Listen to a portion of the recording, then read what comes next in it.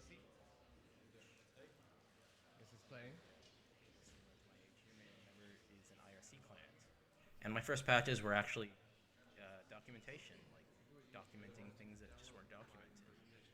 We'll talk a little bit more about that coming up. I was an active FFmpeg community member for many, many years. I still submit patches. I'm just not quite as active anymore, but I do have quite a few patches in mainline over the years. And I have all sorts of contributions to open source stuff like Rabiel, Smash, FFU1, Next264, etc. A bunch of Go packages, a bunch of corporate stuff that we've open sourced, and my own personal projects like BXD, which is a hexdiff tool, and DTsource, which is a D indexing tool. But really, I'm just some guy who thinks open source software is the bomb and that everyone should work on it. So, what is this talk and what can you get out of it?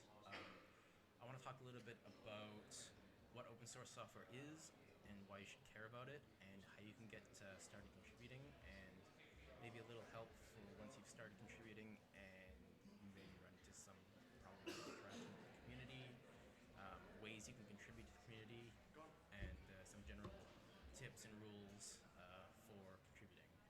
But Just be mindful of the camera when you're up here because the laptop kind of blocks it. Yeah, and I'm way too short. So good morning, everyone. We're going to get started. Dave Rice will begin with a short lightning talk. In general, common sense does apply. And as stated in the last slide, I'm not an authority. I'm just someone who really Hey, everybody. wants to see more people contributing to open source and thinks it's a great idea. Hi, Vaughn. So before I explain or try and convince you that you should care about open source, I want to pose you the reverse question. Okay, I did a presentation like this last year too. It's kind of the finance report of No Time to Wait. No Time to Wait is, it's a free registration conference, but I want to kind of illustrate how it's funded, just so we can think about how professional development and collaboration and skill sharing happen in our community. So the total categories of all the contributions here at No Time to Wait are a lot of time, and then we have money and love, like all going into this together. So I guess the first and greatest acknowledgement we need to give is to our host organization, the Open Society Archives, here, our space. Oh wait, I should lay out, yeah.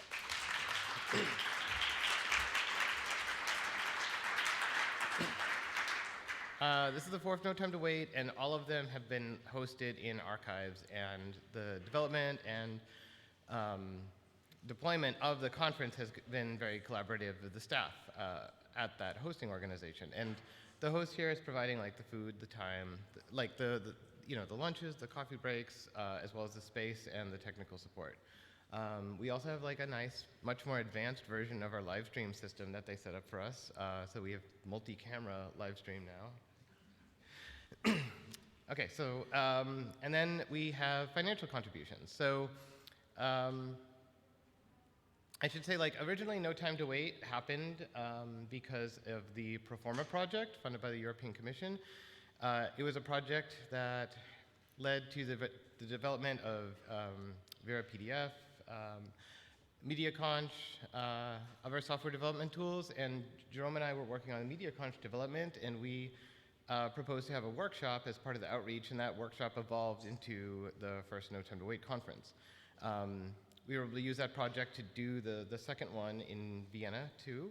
And then after that, we thought there was enough momentum and interest that we could raise sponsorship to continue the conference without the Proforma project. So we've really kind of grown on from the seed at which we started. So the Association of Moving Image Archivists, AV Preservation by Reto, ZNA, FIAF, Sound and Vision, and the National Library of Norway all contributed to the total referenced here. You might have seen in the earlier emails I was sending out that we were also saying if you want to support No Time to Wait financially, that you could become a member of Media Area, which gives you some like voting rights in media info development.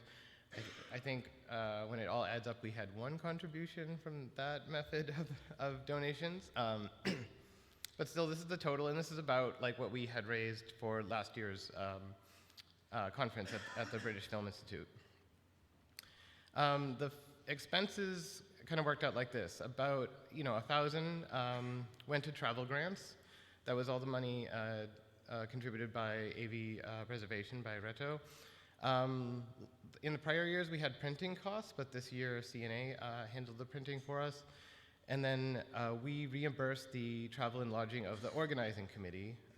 So this 2,200 is like Airbnbs, airfares, and then we had dinner last night. Did you guys like the dinner last night? Like, okay. Yeah. Yeah, dinner.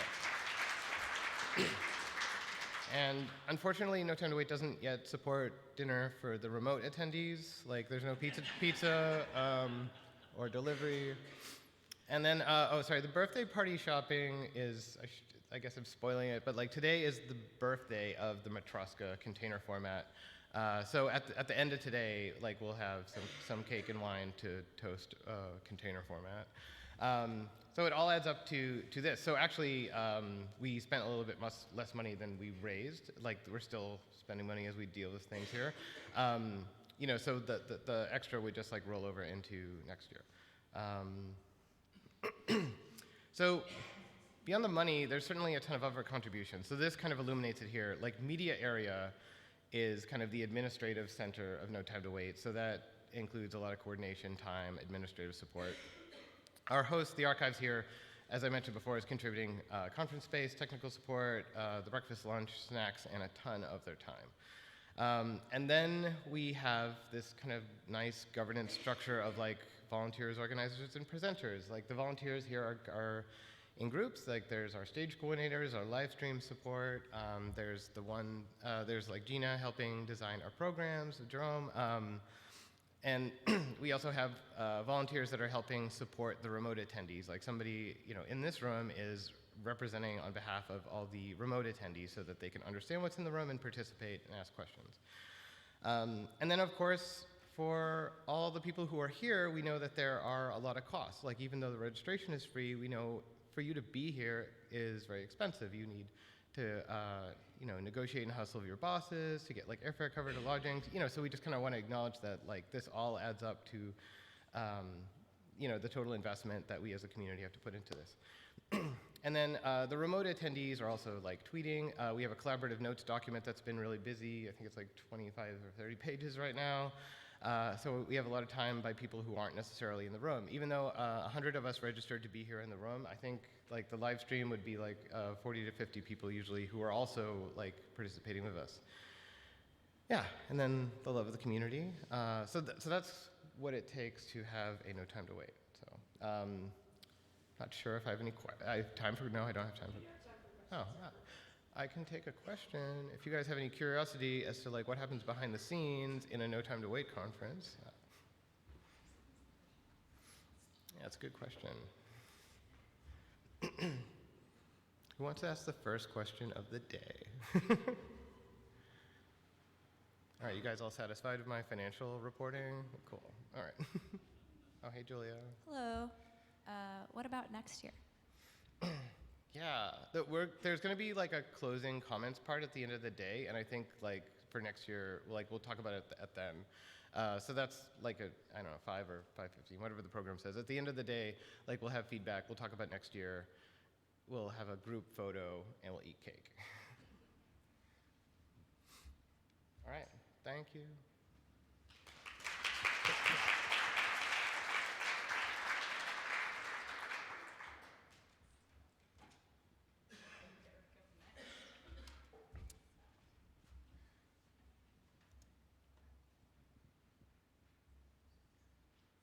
I think you just hit spacebar and double click. And Yeah.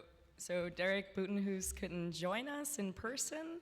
So he's recorded, like yesterday, he just recorded his remarks. And then I'm Skyping with him right now. So if you have any questions, he will be able to answer them. So through this mediated format.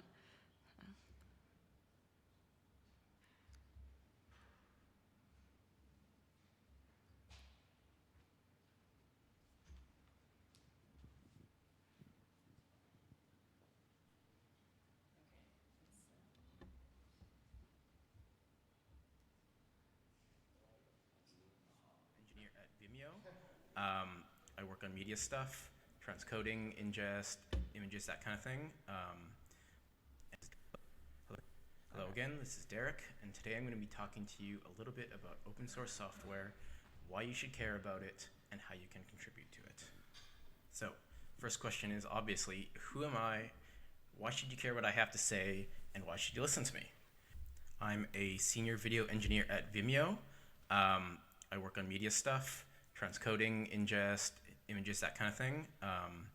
But the main points I want you to take away from that is we do not fork things internally. We upstream all our patches and contribute back, and we invest in open source, such as Ravi, Rust AV1 encoder, run by Mozilla, and we have contributed fairly heavily to that in recent times. I'm a VideoLAN nonprofit board member, and what that means is I get to make very, very boring votes about finances and things like that, about how VLC uses its donations. I've been contributing to open source software since 2003. Yes, I was 13 when I started. I was a youngin', and I started by working on XChat, which some of the people similar to my age here may remember is an IRC client. And my first patches were actually documentation, like documenting things that just weren't documented. We'll talk a little bit more about that coming up. I was an active FFmpeg community member for many, many years. I still submit patches. I'm just not quite as active anymore, but I do have quite a few patches in mainline over the years. And I have all sorts of contributions to open source stuff like Raviel, Smash, FFV1, X264, etc. A bunch of Go packages, a bunch of corporate stuff that we've open sourced, and my own personal projects like BXD, which is a hexdiff tool, and D2V source, which is a DVD indexing tool. But really, I'm just some guy who thinks open source software is the bomb and that everyone should work on it. So what is this talk and what can you get out of it? I want to talk a little bit about what open source software is and why you should care about it, and how you can get started contributing, and maybe a little help for once you've started contributing and you maybe run into some problematic interactions with the community, ways you can contribute to the community, and some general tips and rules for contributing. But keep in mind that ultimately these rules aren't the word of law. It's up to the project that you're contributing to or that you're running to set its own rules. But in general, common sense does apply. And as stated in the last slide, I'm not an authority. I'm just someone who really wants to see more people contributing to open source and thinks it's a great idea. So before I explain or try and convince you that you should care about open source, I want to pose you the reverse question. What, and I'm going to say legitimate here, what reason other than like makes management happy can you think to prefer proprietary software? I'm going to say specifically for our archival and media pipelines.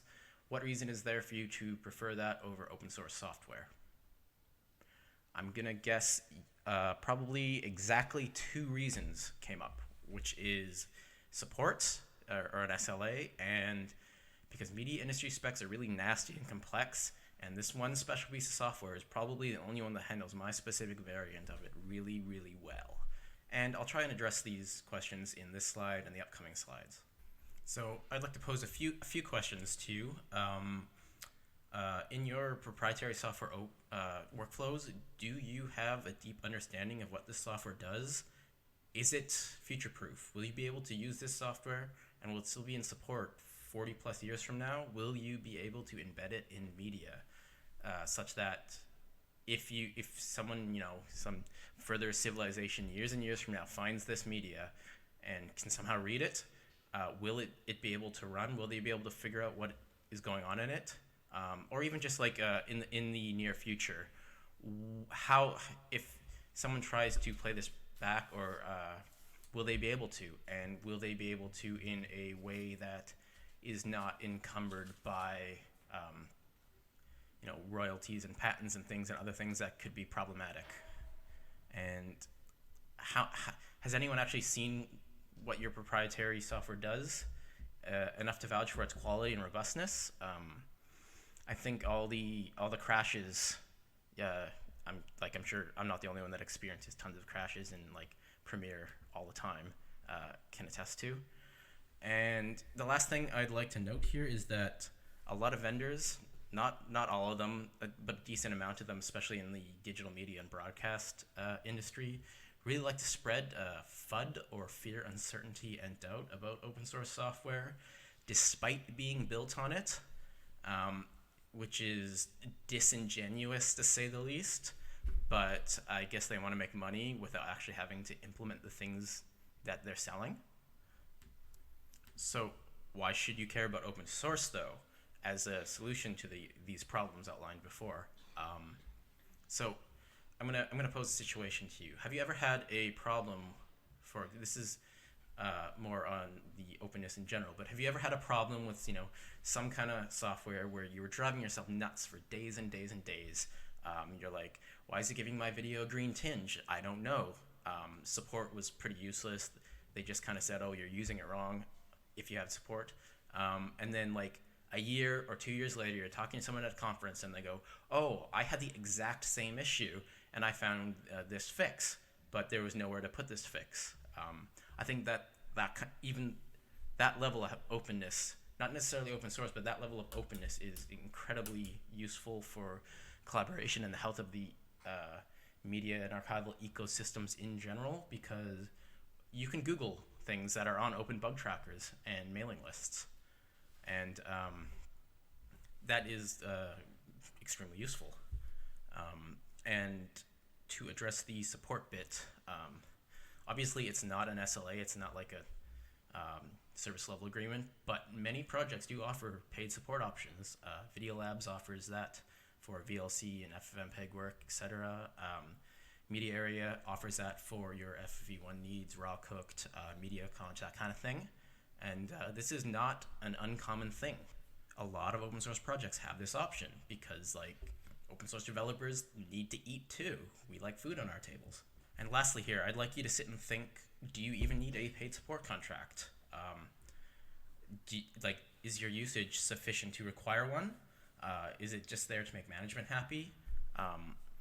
A thought experiment is to weigh the cost of a single employee's salary who could work on this versus some expensive support contract. Is it worth it? Maybe you can do it. Maybe community members will help, because by and large, the open source community wants to just make good software, and polite feature requests and bugs is sufficient in like a healthy project. Of course, none of this is to say that proprietary software like doesn't have its place and its value. It can be quite good at like handling weird niche things that nobody's going to want to work on in their free time, or that are just painful, or government stuff. Okay, so you're sold on open source, or maybe you're not sold, but you are interested. Why should you contribute? I think it's a better use of people's time in general. Getting to know the community of projects you use, or the documentation, the code around it, will often save you time in the long run, because you know this stuff now. There's no reason that you need to spend 10 hours reading the documentation every time you need to do something. But it's an investment payoff sort of thing. And by interacting with the community, a lot of the developers are a lot more likely to actually help you or fix things for you.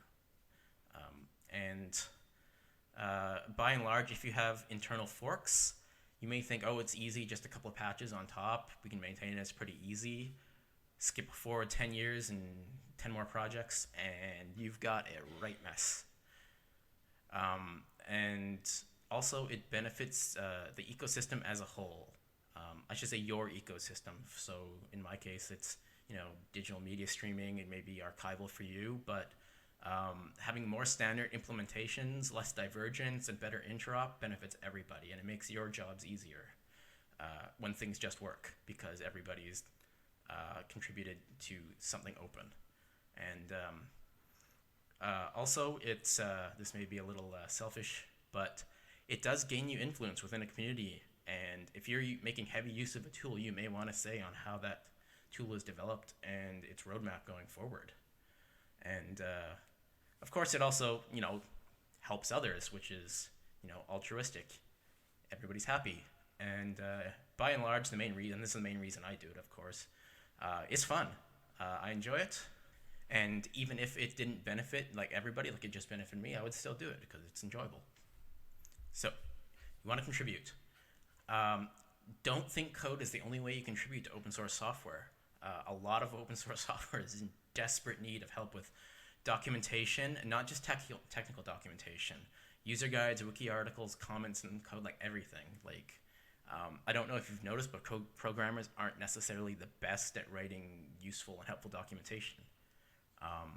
You help with bug tracker triage, replying on forums, user support in general.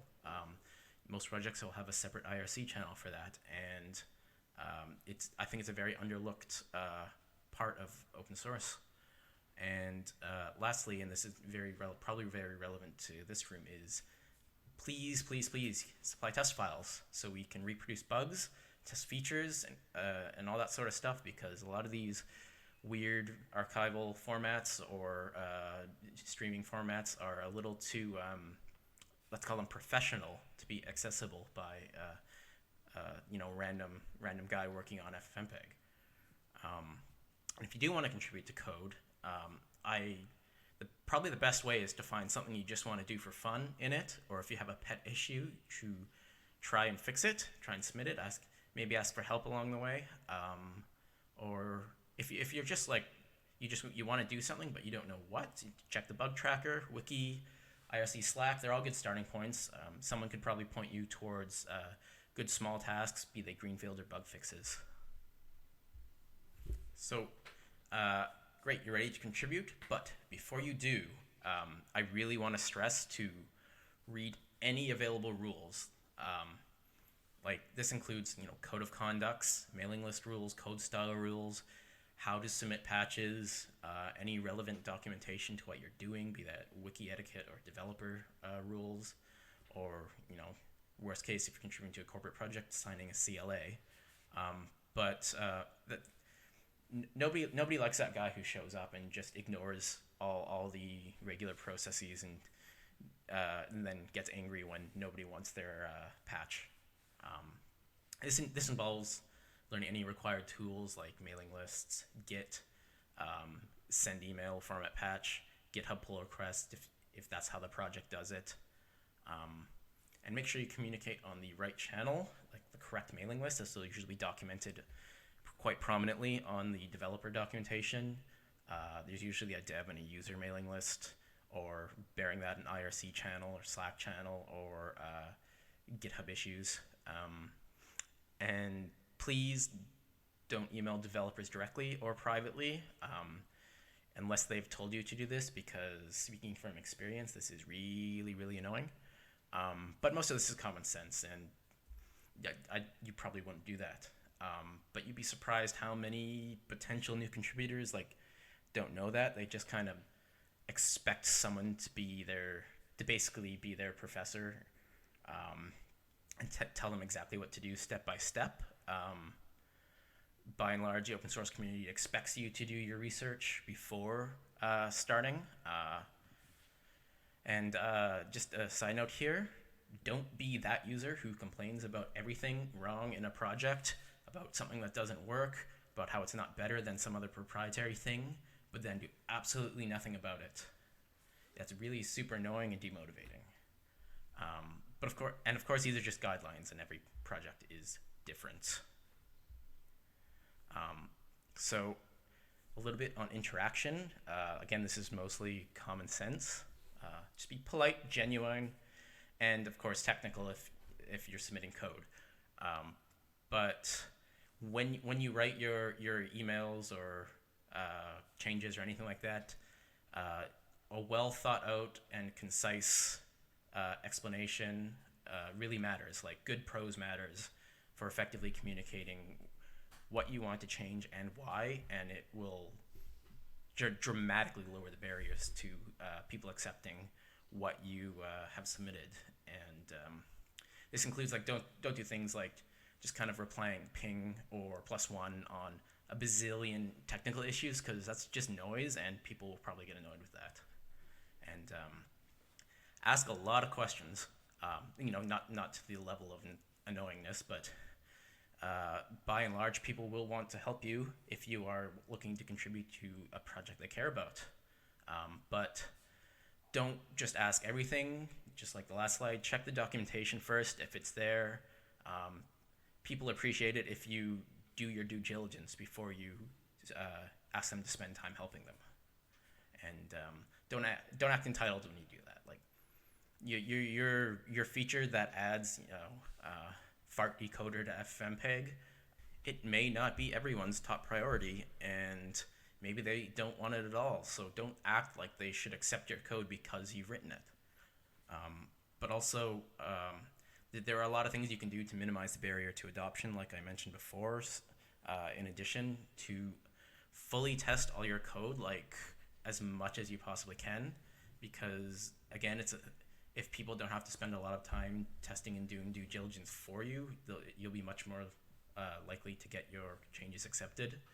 And as before, provide written rationale for your changes, like good prose, and provide any necessary context, background, and information on why you've made this change. Don't just submit a patch that says like fix bug or make thing do X, because nobody's gonna know why. Like the why is the most important part of anything. And of course, be polite, as before, and be open to critical feedback on your contributions, technical or otherwise, because in the end, everybody just wants the best possible code or documentation, etc., that we can get. Of course, even if you submit, the perfect patch, perfect change, you've done everything correctly, there's always going to be that one guy who's got to be a jerk to you. And some of this advice may seem kind of crappy, but try not to take it personally, at least at first. Everybody is human. Everybody has bad days. However, if it's consistently poor behavior, it's probably worth raising to community at large. It helps if you're an established community member, but you don't necessarily need to be. There's usually a proper channel for this, at least there hopefully is. Sadly, not every open source project has a code of conduct, or if they do, it may not be enforceable. Maybe that's also worth mentioning. But also make sure you're not complaining technical criticism with someone being a jerk. Like, your patch is your baby, but you need to be open to technical criticism about it. If there's one piece of advice I would give to dealing with a jerk is don't hit reply and then type out a big 10-page flame war immediately, because in the moment you're probably upset and you're probably going to say stuff you regret. So just don't sit on it, think for a little while, and then send a polite, measured response, explain they've not acted acceptably, and respond to any kind of legitimate points they have as well. Of course, you don't have to contribute to an established project. You can make your own. And this is also a great idea. I mean, you don't want the jerks in your projects, you don't have to let the jerks in your projects. If you think your thing that you want to do is too niche, nothing is too niche. A lot of proprietary software covers these niches, and people pay a lot of money for them. So chances are your niche project is super useful to everybody. And if there's internal tools at your work, they can be super useful to other people. Look at IFI scripts. It's like, and how it's taken off. And of course, this depends. What you want to make open source depends heavily on what your quote unquote secret sauce is. For archivists, I'm not entirely sure what that would be. Someone should probably inform me about what would be acceptable and not acceptable to open source. And of course, maybe you just want to do it for fun. And lastly, let's cover a good example, which I talked about yesterday, is FFV1. It has an open specification and multiple tested implementations. No licensing fees, NDAs, paywall specifications, great for adoption. It has paid support available. If you want support, you can pay for it. And it has an open and polite mailing list, GitHub. Developers are nice, respectful. It has a code of conduct, and it has documentation on how to contribute. And with that, we'll wrap it up and move on to questions.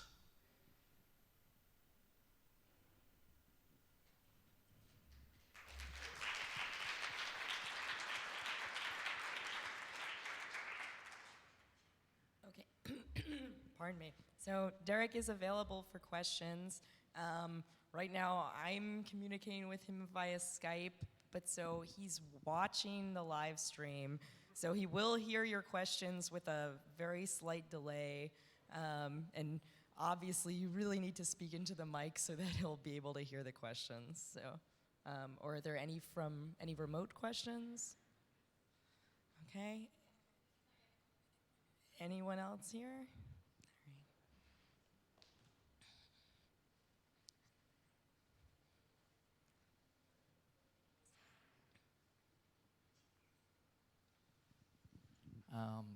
I'm very interested of this, but I heard only the pros of the open source and haven't heard the contras of open source. I all the time mention that there is two main concept, two main flavor of open source. One is that made by community just to make open source, and another one is making open source by the people that have some, I don't know, standards or some idea or something, and they do it in open source.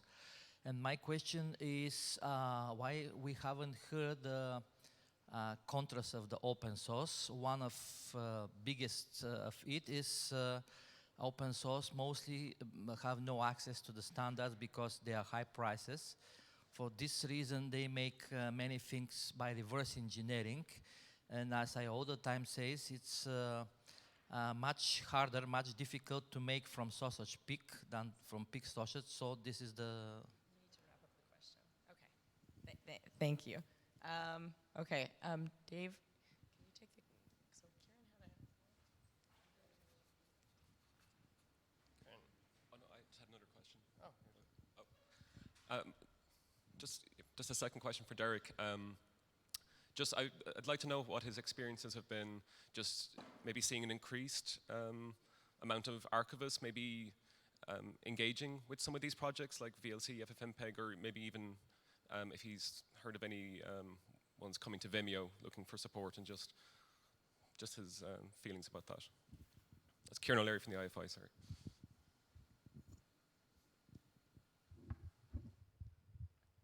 Okay. So Derek is typing something. I don't know if he's also simultaneously typing it to the live stream, but it's a slight delay factor here.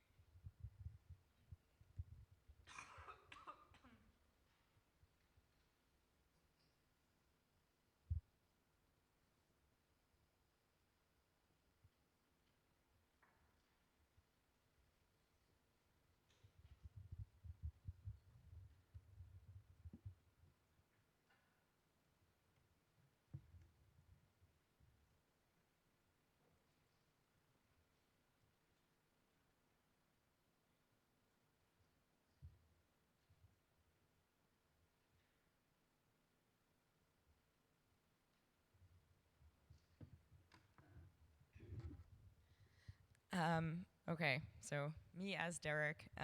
So I'm not sure that's true anymore about not being able to afford specs. That's kind of an old thing. Usually people who care about the things that need specs often contribute them nowadays or contribute funding for them. I wouldn't say there's much contrast like there was 10 years ago. The industry has adopted FOSS tools a lot.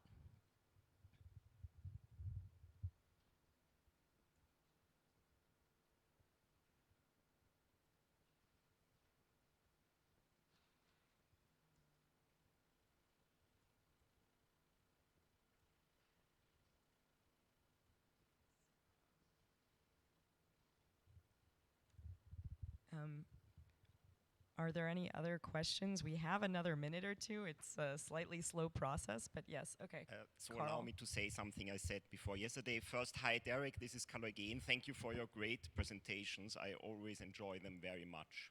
So the same question was asked on Wednesday, and I will repeat my answer because I believe it's interesting for the community as well. There's of course nothing wrong with specifications. They were used for many implementation of open source software, and they can be extremely helpful.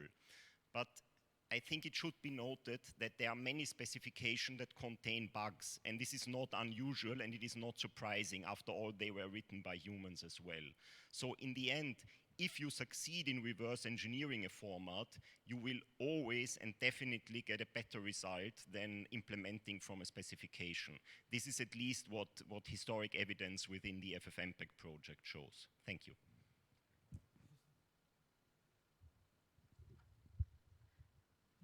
Thanks. So I'm just gonna wait till Derek finishes replying to Kieran's point, and then we'll be moving on to Julia Kim's presentation. So you're on deck.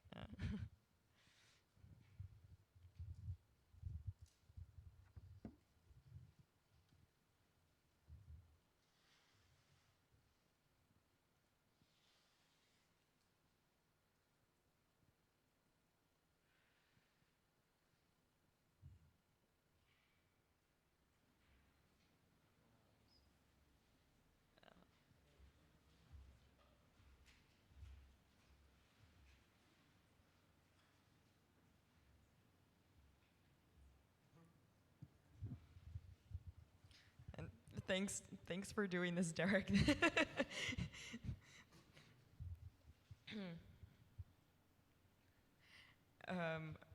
Okay. He responded. He's not quite sure if he understood what you were getting at, and I guess there's too much delay for him to be able to respond effectively. So he said, if you want to get in touch with him, write him on Twitter, send him a DM. So thank you, Derek. Sorry about the difficulty. Yeah.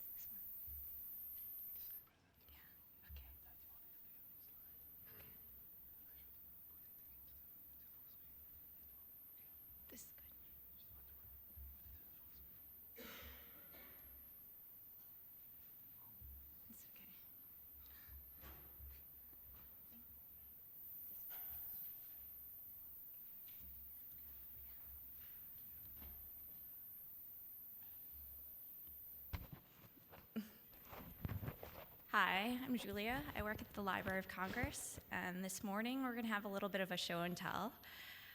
We'll see how this goes. While resources like QC tools and the Artifact Atlas have gone a very long way for creating a shared and growing knowledge base, how can we help non-specialized staff or staff with only intermittent work with these types of workflows? And I count myself as one of those types of people.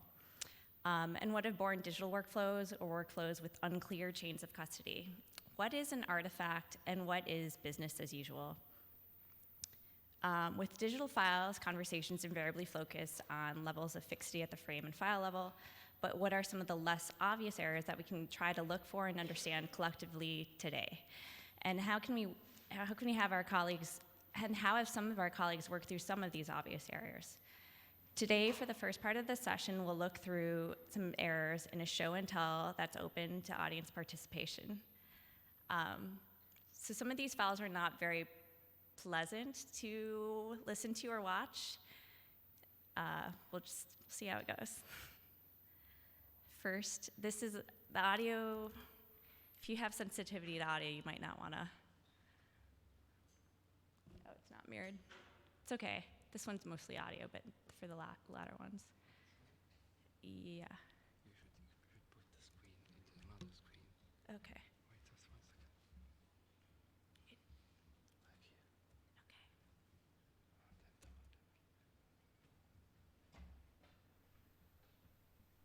Okay. Can we get the audio on it? Let's see. One sec, sorry. We'll move on to the next one. That's the only one with audio. But in any case, what you can see on this next screen are some of the visual errors. So in this case, this was a collection of Born Digital QuickTime ProRes 422 HQ files where the checksums matched, and yet later, through various batch ingest and transcoding processes, major errors like the ones that we can see right here occurred. And to give a bit more background, these files were created on the go throughout the country over a long period of time, so many hard drives, many people, before eventually getting distributed to their 2 archival repositories, the Library of Congress and Smithsonian Namaque, and I think one of the other archivists is here today. In extreme cases, approximately 4 of the files didn't even play. Essential header metadata was missing, according to prompts that we heard about yesterday in Ashley's presentation, that the move atom was not found. In other cases, errors were fleeting and virtually undetectable to the naked eye. Some of these errors can be seen easily in the file is truncated metadata and the lack of general technical metadata as seen in the top left. While this case has been in some ways great for advocating for earlier checksum creation towards the time of file creation, this is still largely unachievable to most standard archival donors. And even with savvy and willing donor adoption, none of them, at least with me, have been able to create and maintain a change log to document purposeful modifications made to files before or after updating checksums, leaving us with potentially many other assets with verified files, but flaws like the one seen today. Blake, one of my project partners, has been attending. I don't know if he might have stepped out of the room, and if he is here, if you wanted to add anything to this use case. But maybe to start off some discussion on this particular one before we move on, I'm curious, given the way the move atom not found issue is probably very prevalent given the way it's written, and it's a common error. If other people have had experience with it and have been able to actually fix the move atom or recover those files, in our case, we were only able to recover those simply because we had extra copies of those files, so there's nothing we could do in that case. And perhaps do people generally, as a matter of course, rewrite any of these types of files to move that to the beginning with, I believe there's like a fast start flag. Anybody? In the back.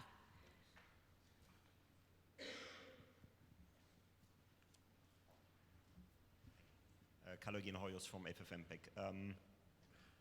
In general, you cannot read a MOV or MP3 file if this atom is missing.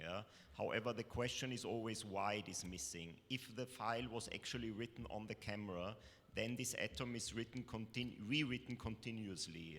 So there is a chance that a copy of a former atom is available within the file, and you can point the start of the file to that atom, at least theoretically. I've seen such cases. So in the general case, where for a tool like FFmpeg transcodes a file and somehow is forced to quit before the very end and cannot write the atom simply because the process is terminated by the operating system, then in general, there's no way to recover the file. If the file is video only or audio only, you generally don't have a problem, because then you only have one stream and that you can recover from the file. You don't need the atom. But if they are audio and video interleaved, you would have to go basically manually through the file to find out what is audio and what is video. This is a very, very time-consuming effort, and it is not guaranteed to succeed in the general case. But you're saying if it was a camera raw file that you'd have a higher chance of success because it's continuously being written? If the camera itself writes a QuickTime file, then as far as I remember, it does not wait until the end to write this atom once, but it writes it continuously while writing video and audio data. So there are different copies of the atom within the file, and if there's only a problem when writing the last one, then you may have a chance to recover an earlier one to be able to read at least most of the file. I'm not saying this always works, but there's at least a theoretical chance. An indication that this is the case is that you find free atoms within the file. Usually it would make no sense for the camera to write free atoms. These are atoms that are just jumped over when reading the file. So if the file contains free atoms, several of them, then there's a good chance that the last of them is a MOV atom that you can use. But this is just I've seen such files, so it can happen. I'm sure this is very prevalent, so I'm curious if other people have had experience with trying to struggle with this before we move on to the next use case of the MOV atoms not found, at least, or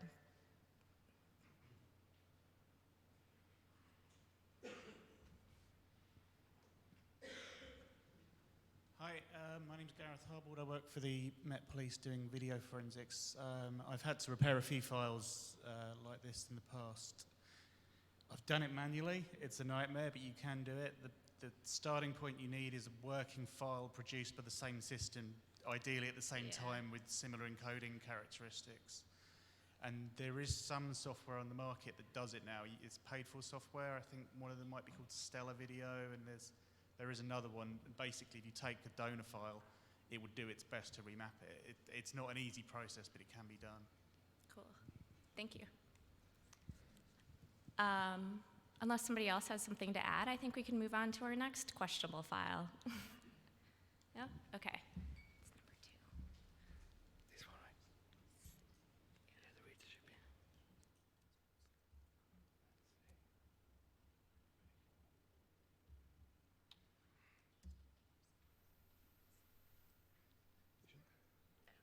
The audio.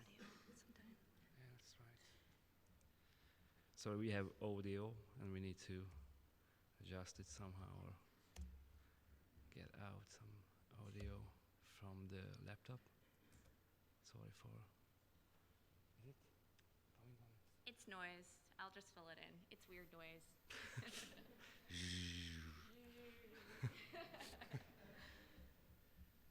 It's okay. Most of the following errors are more visual, or at least more compelling as visual, so we can move on. If I could get, okay. So that captures a moment of transition that we saw in the video, but what happens in this particular subset of files is the expected duration of this comes from a broadcast, this comes from WGBH Boston, a broadcast organization. The duration is correct, but what will happen is it'll go through that spinning motion where it starts splitting apart and then stay on a static image like the one on the right for the rest of the expected 40 minutes or whatever the broadcast capture was meant to be. So it is reading something from metadata, header metadata, I suppose, about the expected duration and size. And in their case, it actually went through all the automated QCs. And it was only through manual QC later on that a staff member noticed this happening, which prompted them to then create a new QC method where they would create thumbnails through hundreds of files to see if at some point in the thumbnails you got that static image for the rest of it. So to give a bit more context, it's born digital, broadcast. There were no checksums created because there was a high pressure, high production sort of environment, and the files were simply copied back and forth to different storage servers through vendors. So it was not what a one-off, and this is part of a whole batch of other errors that they were discovered. And this is courtesy of Rebecca Framo. I should mention that she's happy to also take comments and questions via email or Twitter. I'm sure she's sleeping right now, but again, I guess I would throw it out to the crowd. Has anyone experienced this? Has anybody maybe, have a sense of why that type of error would happen, given the clues I suppose I've given you? How often does this type of filling in happen? And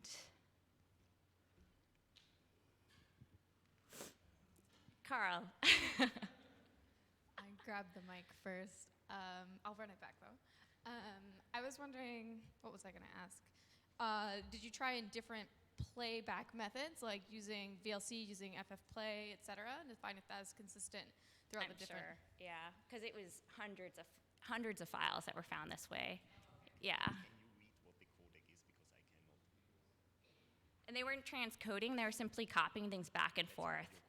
So there shouldn't have been manipulation. Go ahead, yeah. Sorry, first first to your answer, if you use VLC and FF Play to check to like double check a playback, the problem is that in both cases you will use the same library, so you will you will in some cases at least not get a solution. Can somebody tell me what the codec is here, because I cannot read it sadly. 2VUI. Okay, so sorry, in this case, I just want to mention that there are cases for compressed video where the decoder is so surprised about the data that he just stops decoding. This is apparently not the case here, but it can be. If this is V210,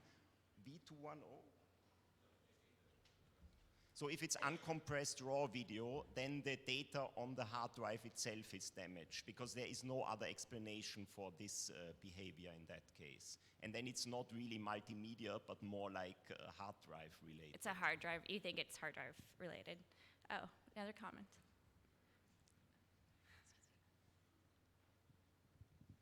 So actually, in VLC, we actually have our own MP4, so QuickTime demuxer, which is completely separate code from libav format from FFmpeg. So actually, between VLC and FFplay, you might have different behavior. The history, we have our own demuxers because we needed HLS, dash, and etc. better support before it was in FFmpeg, and we keep maintaining it and adding more stuff. So actually, depending on how you play it, you might be able to have different behavior between the two. I don't know which one of the demuxer would be more resilient to errors in the file, but it's possible they behave differently and you might be able to recover with one another. So if it works in VLC, for example, VLC has a transcoder and transmuxer, so if it works there, it's possible to use the demuxer from VLC to transcode the file into another file, and then it will be a correct file that you can use anywhere. So, but I'll I recommend to make sure suppose- that she tests, but Yes, so I I kind of suppo- imagine that she did test that at some point, I'm hoping. Yeah, I but suppose you probably used VLC, so that means in that case the demuxer from VLC doesn't work. In VLC, it's also possible to force the use of the libAV format demuxer instead of the VLC one. So you have both options to test with the two demuxers, and hopefully one of them is able to read the file. Cool. Thank you. There's a comment in the back.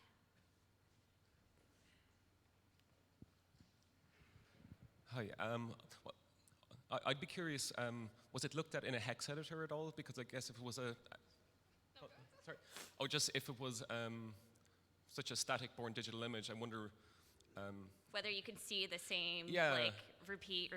Exactly, and it would save doing much investigation in different tools and demuxers. Like it's the data is fundamentally Yeah. broken and repetitive.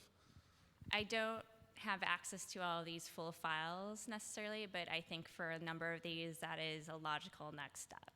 I'd So say I that- would be curious as well. That's what I was going to say as well. I've gotten a lot of value of opening it up in a hex editor and finding, working with something similar to this. I had a similar thing that would freeze, it would play for a little bit and then freeze on one frame for the duration.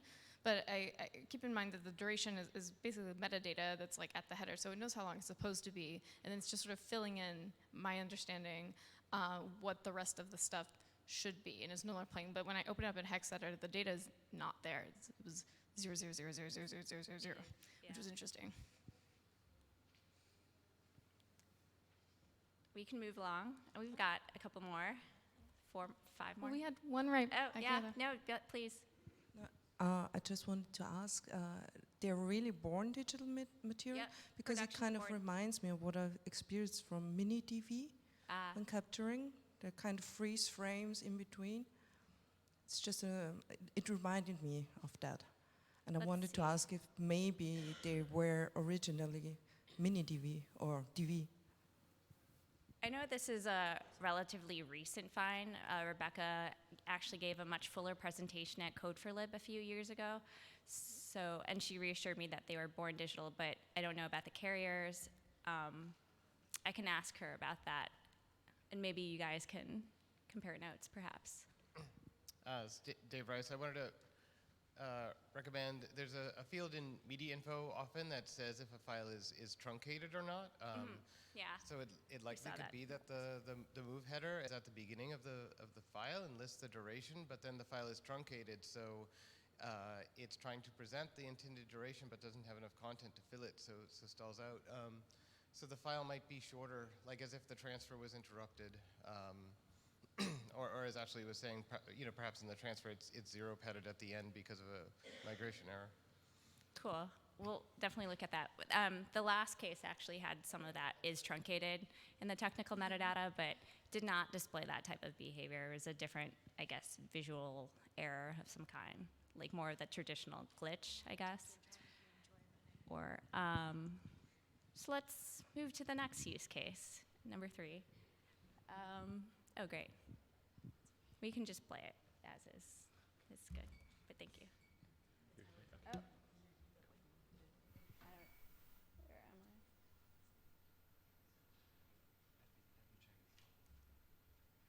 Can you see? Oh, sorry. Well, I think you were able to see that horizontal artifact, hopefully. Okay. So I think that was one of the more aesthetically pleasing ones that we'll see. This is from a 1-inch transfer, and it's potentially related to a break in, I don't know, I'm speculating, calculated relationships between screen aspect ratio, display aspect ratio, and pixel aspect ratio. The display aspect ratio is 4:3 as expected. The SAR is 1:1, which would mean, as expected, that the pixel aspect ratio should be non-square for this expected PAL tape, but then there are also noted technical characteristics that point to PAL standards.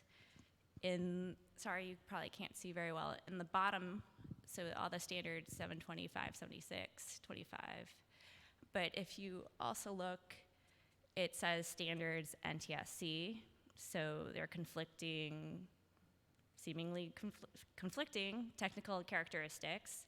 And it also, in one of the outputs says the pixel aspect ratio is 1.0, which is weird. So I have questions about where Media Info, for example, pulls the pixel aspect ratio. Reading online, it seems like it's interpreted from those very technical, other technical characteristics to infer that. So this could mean that the file itself is wrong, or is it a type of wrong? Can we talk more in depth about the wrong? Or perhaps someone here could help us.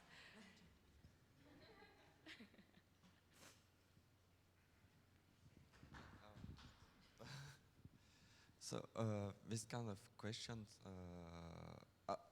how useful is my answer actually?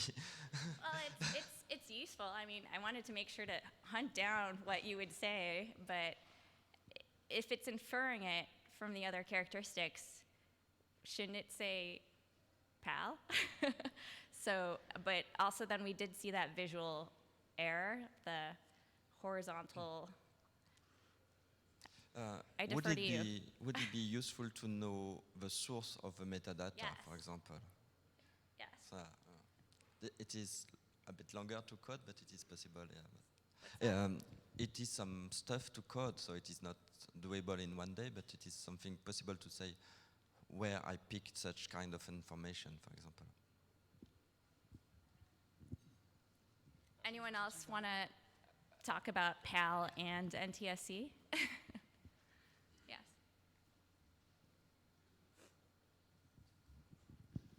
Hi, can you just go back to the media info output?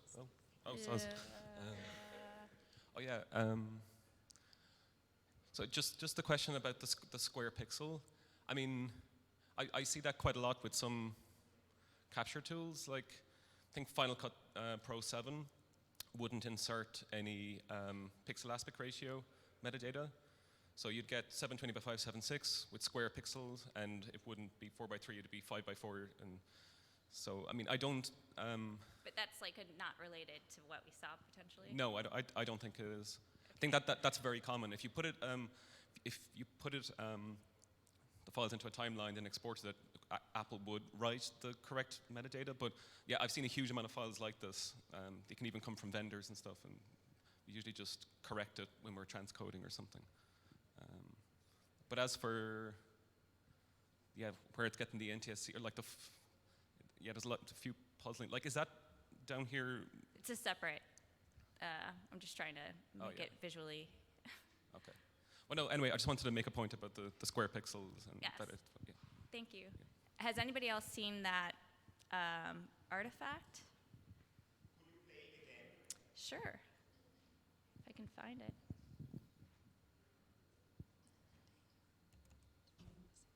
Oh, where is it? Sort of like a wrinkle that moves up and down.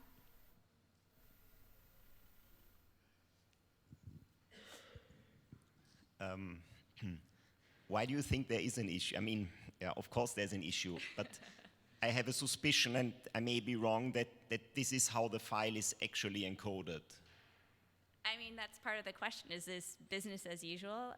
Some would say that this is an error of some kind. So, because I think it's an unknown visual error or business as usual. So I don't know. it's a 264 video. Did I see that correctly, or because it says AVC on the media info panel? Is that correct? Sorry. Yeah. So if there would be a problem in the 264 file in the video stream that would lead to such artifacts, then your screen would be full of horrible error messages. So the indication that you did not say there are error messages is most likely that this is how the file was encoded, whatever did this. And this leads me to another point, that I really want to make, because I regularly get user requests and bug reports and I work on them.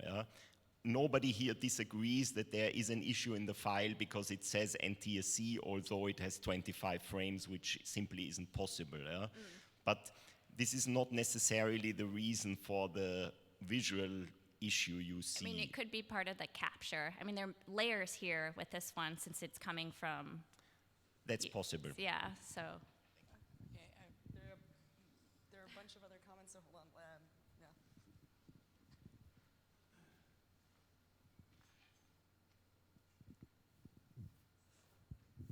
Yeah, hi, I'm Alex from the BFI. Now, to me, that looks like an analog artifact. It looks like there's a problem with the TBC in the 1-inch machine. I've seen it before, having had a lot of experience with 2-inch and 1-inch, and it looks like that's how it was ingested, and I think that's why you're getting all these funny, because you can't have PAL and NTSC together. It's just impossible, Yes. right? Okay. So because of the problems with the time-based corrector attached to the 1-inch machine, you're getting all this crap coming up. That could be, yeah. So perhaps in this case, they have to go back and try to redo it, if possible. Yes. Hi, I'm Peter. It would be interesting if it was on the analog side, but I'm just guessing if it would happen on the digital side before actual encoding. Like you get in the uncompressed raw signal, and then like 2 or 3 pixels in a line are dropped, then the whole thing shifts for certain lines, and then it fills it up again. So you've got these, and if this occurs in a regularly unregular interval, you might have this moving up and down, because it seems like it starts in the middle of a line, draws several lines with an offset. Now imagine you lose like 3 pixels, you get this odd thing. I'm just making this up from what it could be when it comes in. So I want to thank Anonymous who contributed this file, and this archivist speculates that actually it was an in-between process at some point where the files were transferred and then there's some intervening hardware or software that had presets potentially that then created the 2 standards somehow, or something, some intervening process after the transfer, in between. Anyway, Ashley? I want to sort of emphasize what Jerome said. I feel like I came and asked him, are you being a little polite? Is it true that people could pay to fix this problem, or to get more analysis work done on this problem? And that's very true. So I think that for the people that you're speaking on behalf of that come from really well-funded institutions, they should consider doing that. Agree. Yeah, the media info part of the problem. Yeah. No, I definitely wasn't saying that. No, I was just trying to, understand. I think we can move on to the next one unless somebody else has something to say. Sorry.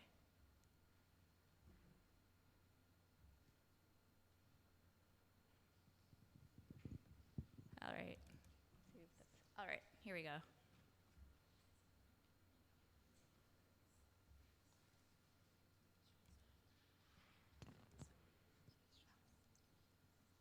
Yeah, this is going through a filter. It's the bitplane filter and in QC tools. And if you could see before, and I'll pull it up again, the bits decrease in difference as you move from the left to the right. If you're unfamiliar with that tool, this file comes courtesy of Eddie Colleton. Again, he's very interested to hear any feedback. And I think this use case actually involves a couple of different things that are kind of interesting, at least to me, to think about and speculate on. So you can see a lot of difference, but if we go back to the slide,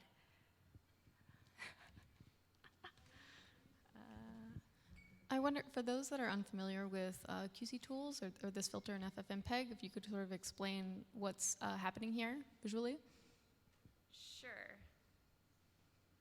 So it's actually playing back in real time the video. And so I have a screenshot in this slideshow where you can see how it's representing the visual imagery, but as it moves from left to right in the slicing of the bits, the differentiation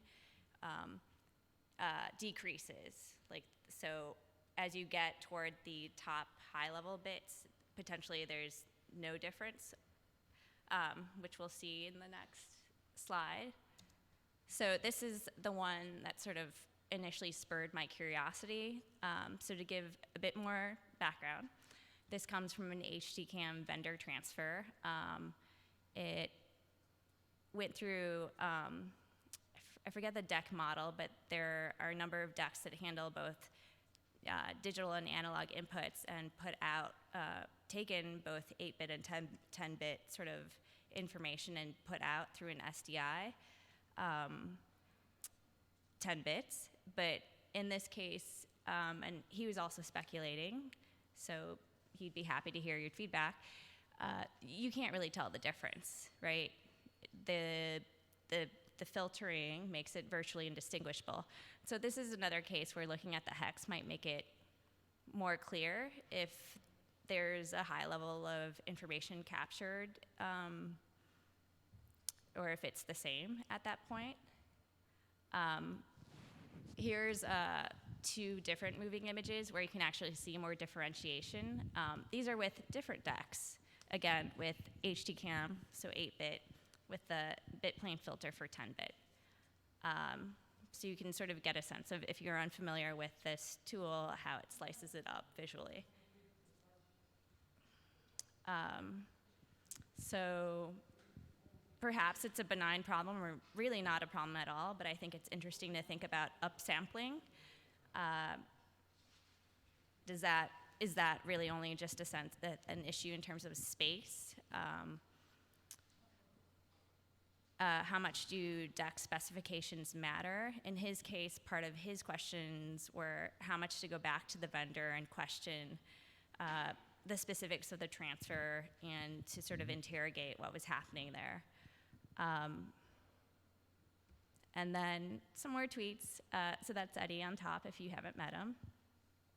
There's been some discussion, and I missed EMEA, but I know this came up at the last EMEA, about deck variation in terms of like the quality of capture and outputs. So again, it's important to note that all these pass automated QC, so it's more just like on Eddie and I are like, should we care on some level, or how much does it matter, and how can you have these conversations, I suppose.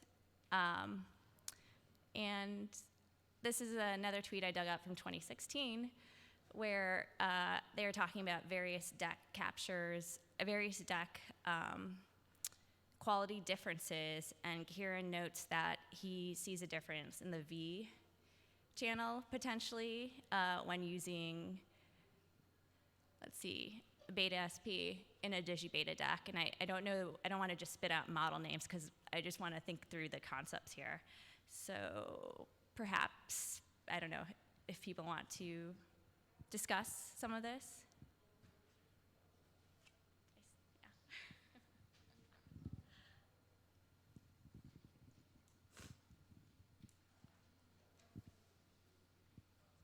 Thank you. I can't really remember the V thing, but I do remember, I think there was extra noise when extracting, or looking at the extract planes filter, when you were just, it was, I think in the Y channel, when I was comparing digibeta decks versus beta SP decks, it was just more noticeable. But if you go back to the bit plane images, yeah. So like I actually think that probably looks fine. Like that doesn't seem to have the issue. And then in the next ones, just yeah, like definitely. These are other HDCam vendors. Yeah, like in the top two image, like generally you just see that continued degradation in bits 9 and 10, but you see that, you know, that sudden. They're not quite identical, but you know, there's a shift in 9 and 10, and that generally seems to happen. With, and it's also very helpful to look at the vector scopes and waveforms in QC tools as well, or in FFmpeg, which are, you know, you see a lot of like stair stepping, and it's almost like someone just scratched their nails across it or something like that. Yeah. And then that's generally an indicator. I mean, these are good, and he doesn't. Yeah, there's a difference, but with some of his captures, he's like, I really don't see a difference. So what's the point, essentially? is one of the points, raised. But it turns out we're running out of time. This took more time than I anticipated. So we'll do one more quick one and cut out the last one, which is about Dolby E, which is just a big problem, I'll tell you. You don't want to use Dolby E. And play this other fun one.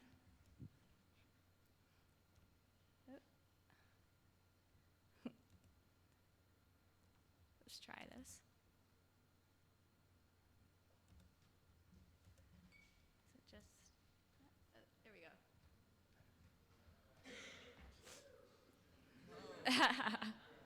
Yeah, it's fun. What's going on? I'll stop. Try to stop. Okay. So this file was created about 2005. Some speculation, but presumably went through FireWire route. It's a DV transfer, resulting in a confused QuickTime wrap DV file. I ran it through a couple of the different tools out there. The DV Rescue predecessor DV Analyzer, looking at the dimensions, again, the SAR, PAR, DAR. And while most metadata outputs seem fine, at least glancingly, there's one slight discrepancy that it seems to me at least with the DV Rescue aspect ratio, where it spits out aspect ratio is 16:9 when most of the standard tools say 4:3.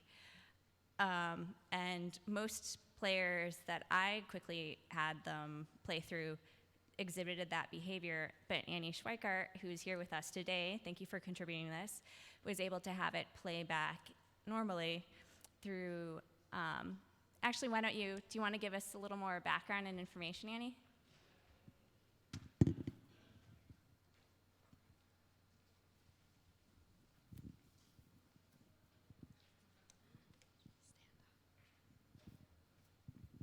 Yeah, it is a DV file wrapped in QuickTime. It plays fine back in both QuickTime 10 and 7, but in every other player I tried, and on Windows, Mac, and Linux, it plays like that. Yeah, that's mostly the context I have. I assumed it was a problem between, or discrepancy between the QuickTime wrapper and the DV codec, but I could not pinpoint it myself. So if anyone knows, I would love to also know. Maybe we can have that conversation shortly after, since you're here, and Yvonne, one of the discussants, can move us along to a second, very different phase of this presentation.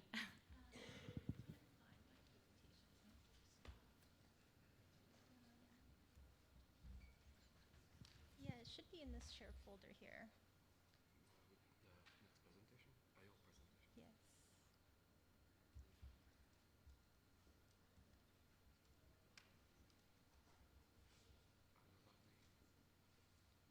Yeah, it should be in this folder. I don't know. It's with my name on it. Sorry, Yvonne Ng, but I don't see it. I mean, I just saw it this morning. Sorry about this.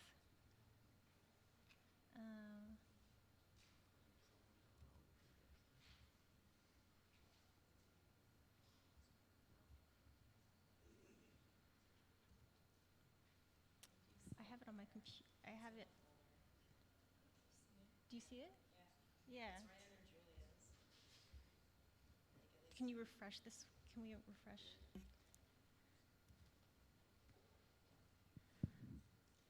Sorry about this, and thank you, Julia, for making time in your amazing presentation for this sort of response. I hope it's not too much of a stretch.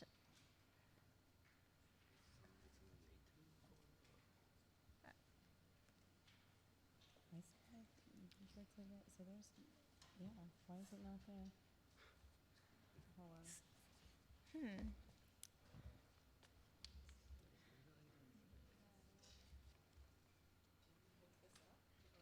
We can change the laptops. Sorry. Well, first let's open opens, right? So. Yeah, it's there. I don't know why. Okay.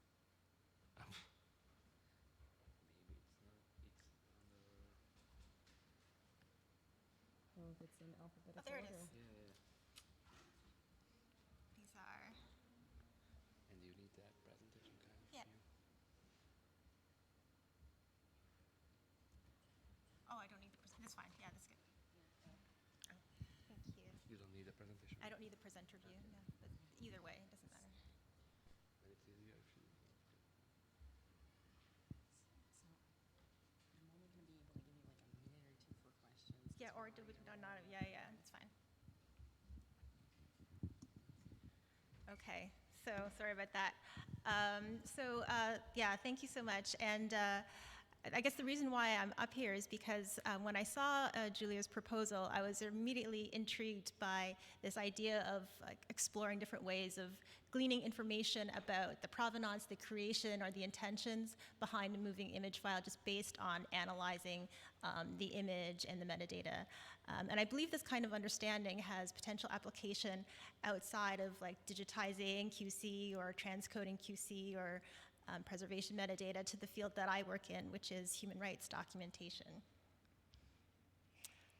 So right now in the human rights documentation space, there is a lot of talk about authentication and verification of information, especially photos and videos that are being shared on social media, on other open sources in the intelligence or security sense of the word, so meaning like published sources, or of photos and videos from anonymous sources.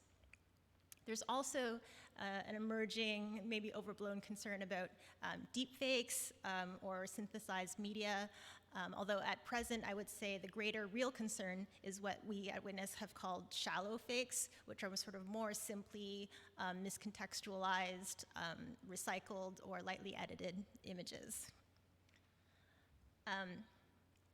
So in the human rights world, investigators, journalists, and legal advocates are really grappling to find ways to identify and assert the authenticity of media that they're receiving or that they're collecting, often that show evidence of grave crimes, and that often don't have provenance, chain of custody, or contextual information attached to them.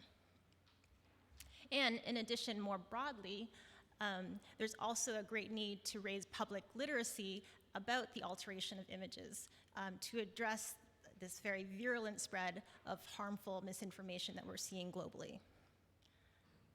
So the question I wanted to ask was, what can we glean about the provenance, creation, and intentionality behind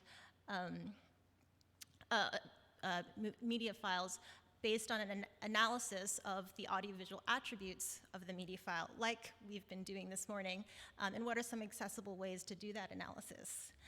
I'm especially keen to ask this audience here, the open source technology community, because in the last couple of years, there have been numerous proprietary solutions that have emerged, claiming to solve this authentication problem with their own systems and computer vision and image processing techniques. The commercial solutions are not only costly, but they're also competing to dominate the market and have their IP form the basis of any future open standards for creating trustworthy media, for trustworthy media capture and verification. And TruePic and Amber are just two examples. There are many others who are emerging in this space right now. So, are there techniques and tools that can be shared by the open source community that human rights advocates can use to authenticate and verify media so that people aren't reliant on costly solutions?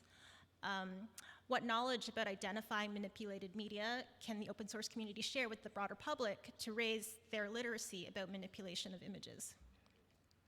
And what role can the open source community play in the development of standards around trustworthy media capture and verification? And we probably don't have time to discuss any of those questions, but I would love to discuss that with any of you during any of the breaks. And just before I end, I should note that there are a couple of open source projects that I know of that can help people create more easily verifiable video documentation. Proof Mode is one that we've been involved with the Guardian Project, and Tela is another one developed by Horizontal. But both of these apps work by collecting additional device and sensor metadata from the point of capture on the phone, as well as a hash and cryptographic signature. They don't use any sort of image data analysis or computer visioning or other techniques on the image itself to analyze its contents. And I'll wrap it up. Thanks.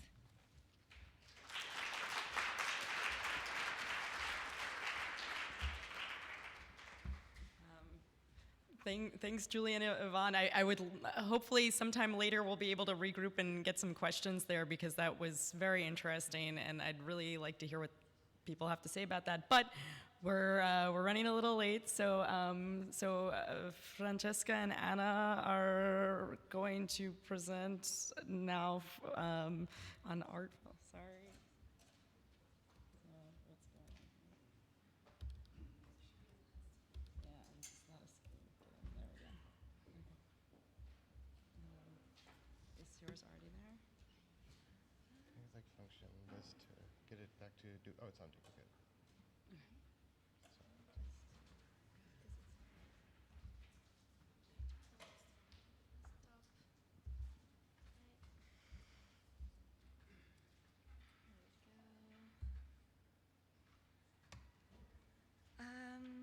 Hi, hello everybody. Thank you so much for having us. It's an honor to be here to share our work with this community. We are Francesca and Anna, and we are time-based media conservators at Tate. In our presentation today, we would like to guide you through our process of preparing what we call exhibition format files for display of artworks that have digital audiovisual files as their main components. We'll be focusing on decision-making around encoding media for specific displays and choices around equipment and tools. At the same time, we want to share our experiences in the context of our museum collection, reflect on the way we are documenting the decision-making process and the tools we use, and hopefully get some good ideas from you. Just to give you a bit of background, Tate has around 750 time-based media artworks in the collection. And this includes video, software, performance, film, sound, and slide-based artworks. These artworks spend most of their life sitting on a shelf, separated into different components such as media, equipment, sculptural elements, documentation, and etc. All these components are waiting for the moment they will be reunited again and installed in a gallery to exist as an artwork. The conservation process starts really with the acquisition of the artwork, but it might take several years before this artwork gets displayed, and sometimes it's difficult to predict the exact context of a future display. Often this determines the choice of equipment either to overcome obsolescence, fit a specific gallery setting, or simply because of limitations or improvements in technology. The consequence is that often we will need to produce a new exhibition format file from our master. In our next slides, Francesca will talk you through an example from the collection where we had to create new exhibition formats for a specific display context. So, in the early 2000s, the artists Pierre Wig and Philippe Parnot started a project called No Ghost, Just a Shell. They bought the rights to a cheap manga character that was sort of designed to be an anonymous story filler, and decided to call her Anne Lee. The action was meant to be a sort of path towards the glorification of anonymous Anne Lee, and they asked for the help of many colleagues to give her an identity and dignify her through art. The fact that it was most male artists asked to give poor Anne Lee an identity is a whole different story. We don't have time for my feminist runs here. Anyways, the result of this project is a great collection of artworks, and now Anne Lee is a complex character who possibly has constant identity crisis.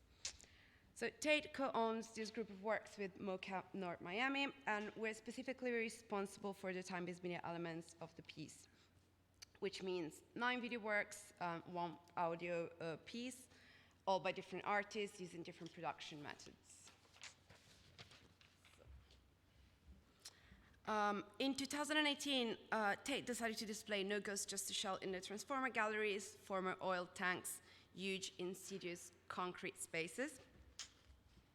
And this is an image of the entrance of the Transformers. For the ones among you who've never been there, the tanks are a conservator's nightmare. They require the most creative approach to figure out how to display anything. The structure is untouchable, they're dusty, humid spaces, they cannot be altered permanently. The opposite of a white cube, which is quite exciting in a way too. When a time-based media artwork from the collection gets requested for display, these are some guidelines on how we like to proceed in order to make sure we have enough information to start producing media for the display. So the first step is to observe the artwork and its history and look for clues. So in this case, the files revealed a general production quality with a DIY feel, which was common in the early days of digital animation and had a typical early 2000 aesthetics. Some of the artist's supply masters were DVDs.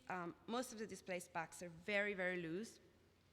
And when in 2016, some of the works part of No Ghost Just a Shell were requested for loan, I had the chance to make exhibition format files with my colleague Ali Ash. The research was very useful to evaluate how to intervene on the files. So Ali produced a lot of documentation that informed many choices we made subsequently in 2018 for the tanks display. And with a bit of quick Googling, I realized that many of those video works have been shown in the most desperate configuration and on many different supports. So the second step and tip is to analyze the files, their relationship with the equipment. So what are the masters? Are there any previous exhibition format files? On what carrier and why? Is the historical equipment an integral part of the artwork? Here are some of the tools we use to inspect video and audio files, like Media Info, VLC, Audacity, QC tools.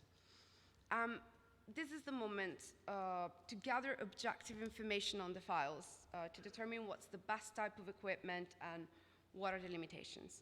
So the files made for the loan in 2016 were produced to be played via Brightsand players.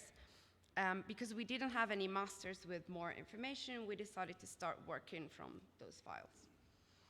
And then the last tip is to listen, watch, compare, and ask for help, reach out. In this case, the artists are still alive. They were both involved in both displays in the 2016 and 2018 in the tanks. They provided feedback and information on their own works.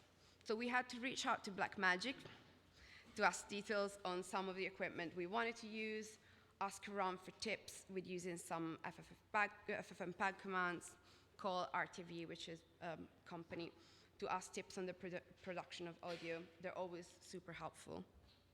And we always help each other as colleagues because we come from very different backgrounds, different skill sets. So yeah, it's great. And now we're reaching out to you, to this community too. So the gallery layout. After gathering all this big solid base of knowledge about the artwork and its media, it was then time to figure out how to display the video works in the Transformer galleries.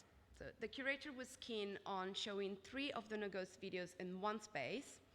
All 3 happened to have 5.1 soundtracks. So my colleague Jack McConkey, who you met last year, he did a really good presentation on VR, pitched the idea of showing them sequentially, clockwise, one after the other, with a 7.1 layout. So the feel of having 3 works in the space would always be there because of the presence of the screen. So they had kind of like a sculptural also presence in the space.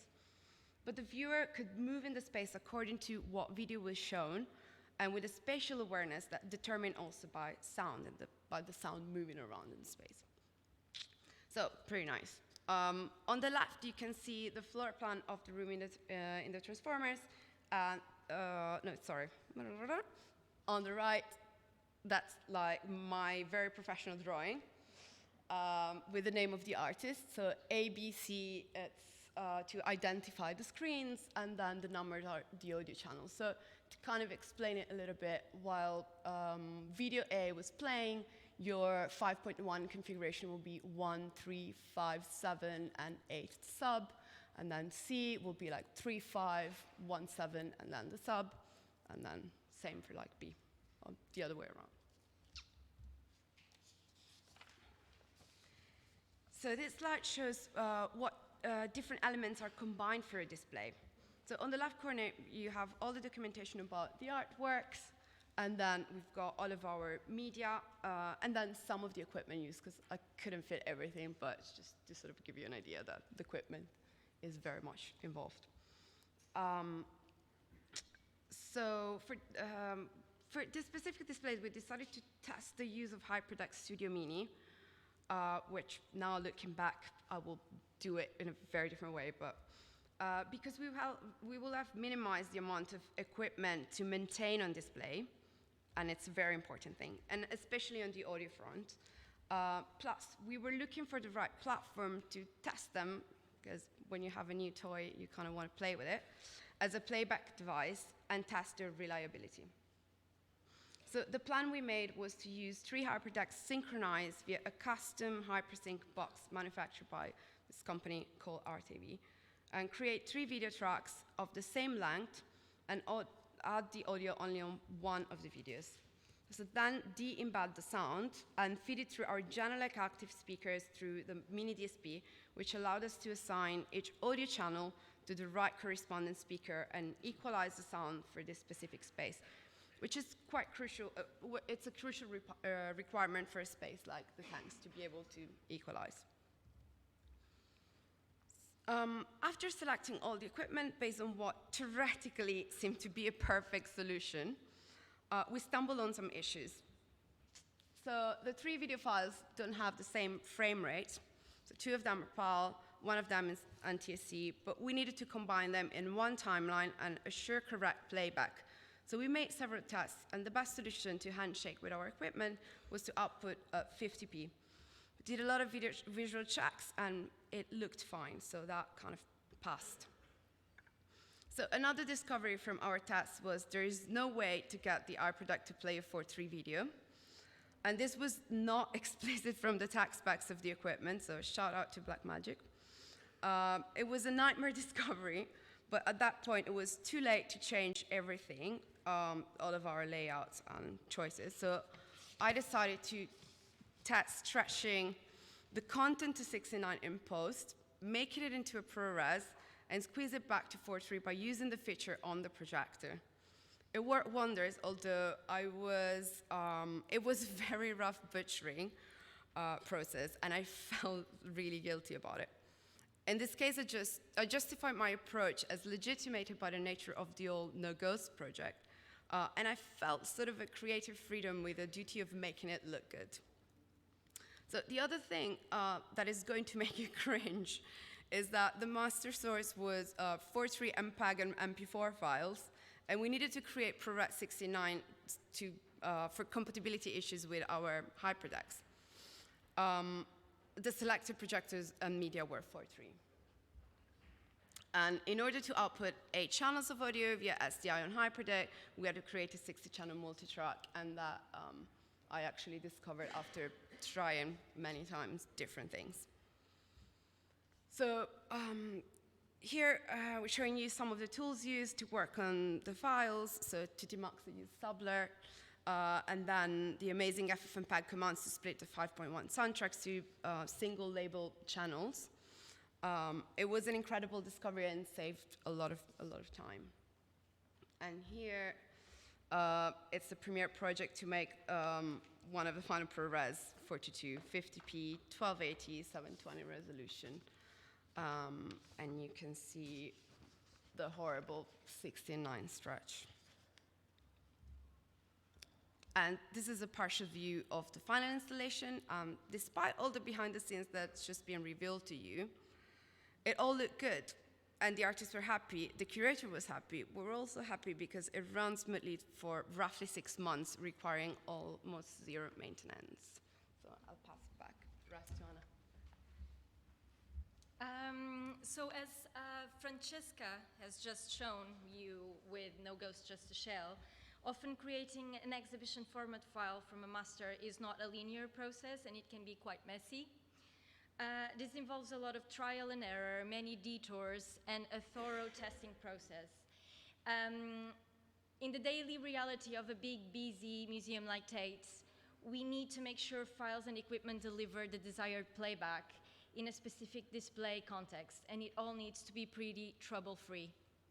Given this, we would like to start capturing these detours in a more efficient way to help us inform our decisions in the future when installing the artwork in another context. Now, how are we documenting the decision-making process around the display? We brought you an excerpt of No Ghost Just a Shell's installation report to show you how we document this process at the moment. An installation report is created after an artwork has been installed in the gallery. With the help of prompts, it is aimed at capturing information on a specific context such as space, equipment, decisions made, artist involvement, some details on the media, and so on. However, this template was not conceived thinking about the detours that happen when creating exhibition formats and the rationale, or lack of it, behind such processes. The preparation of exhibition media is most of the times captured through screenshots of GUIs, which reveal the settings that have been used, but sometimes it's difficult to accompany this with notes while in the process of creating a file. Therefore, some information is inevitably lost during the process. In addition, we save media info reports of the final exhibition formats, which also provide a lot of information on the file, but not necessarily on the equipment used, the display context, and the reasoning around the file production. But what about all the detours? How can we link a file prepared for a specific hardware and context back to the artwork in a more efficient way? And why do we want to do this? So time-based media artworks are alive within the collection, as they always adapt to display contexts. This means that alongside the constant elements of an artwork, for instance, it is intended always to be projected rather than displayed on a monitor, there are flexible features that change every time an artwork is displayed. The projection size, for example, could be variable depending on space. On top of this, technological obsolescence causes inevitable changes. What is crucial for us as conservators working in a museum is to understand how all these changes happen and how we shape them. Tracking these changes is key to capture the history of the artwork and to inform future displays. To better document the production of an exhibition format file, we believe that we should be combining technical information about the file and tools with personal notes on decisions around the media production process. This will allow us to link an exhibition file back to the artwork, its concept and authenticity. We believe that if we document the detours that happen when preparing an exhibition format, this will help us understanding context and decisions that were made in a specific instance and inform future displays of a time-based media artwork. No Ghost Just a Shell was a perfect example to show how past treatments and interventions on files helped us shape a display in a very specific context. Here are some of the options that we are considering at the moment. So screenshots, as we have explained, sometimes we use GUIs like Handbrake, and perhaps we should also make annotations. We're also thinking about outputting FFmpeg logs with annotations as well to be able to identify the exact information we need. Combining files, media info reports with information about treatments and storing them in the artwork folders, which will be separate from the file storage. And aggregating technical reports and storing documentation in the container of our exhibition format files. But we have so many different codecs and containers in the collection. This is with the hope of being able to extract data once we ingest everything in our future high-value digital asset storage. We believe that these methods, individually or combined, depending on the media we are preparing, will help us link a specific file back to the artwork. We would very much love to discuss these ideas with you and understand how feasible they might be. We want to thank the Time-Based Media Conservation Gang for all their support and good vibes. And thanks to this community, special thanks to Dave Rice, who always gave us a lot of good advice. We even managed to get him hooked in the challenges of creating a media conch policy for exhibition format files that play on bright signs. Thanks to Reto Kromer, who ran a great workshop at Tate Britain not that long ago, and to Agata Jarczyk, who took the time to have a chat with us a few weeks ago. Thanks to all of you. Thank you.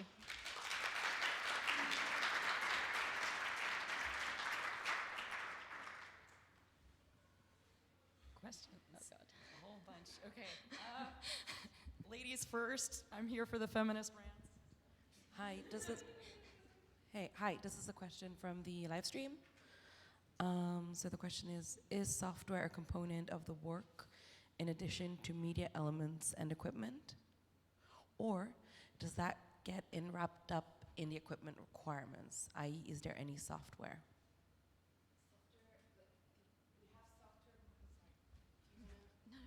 Is it part of the work? Oh, is the question is the software considered a component of the work, or is it just part of the equipment requirements?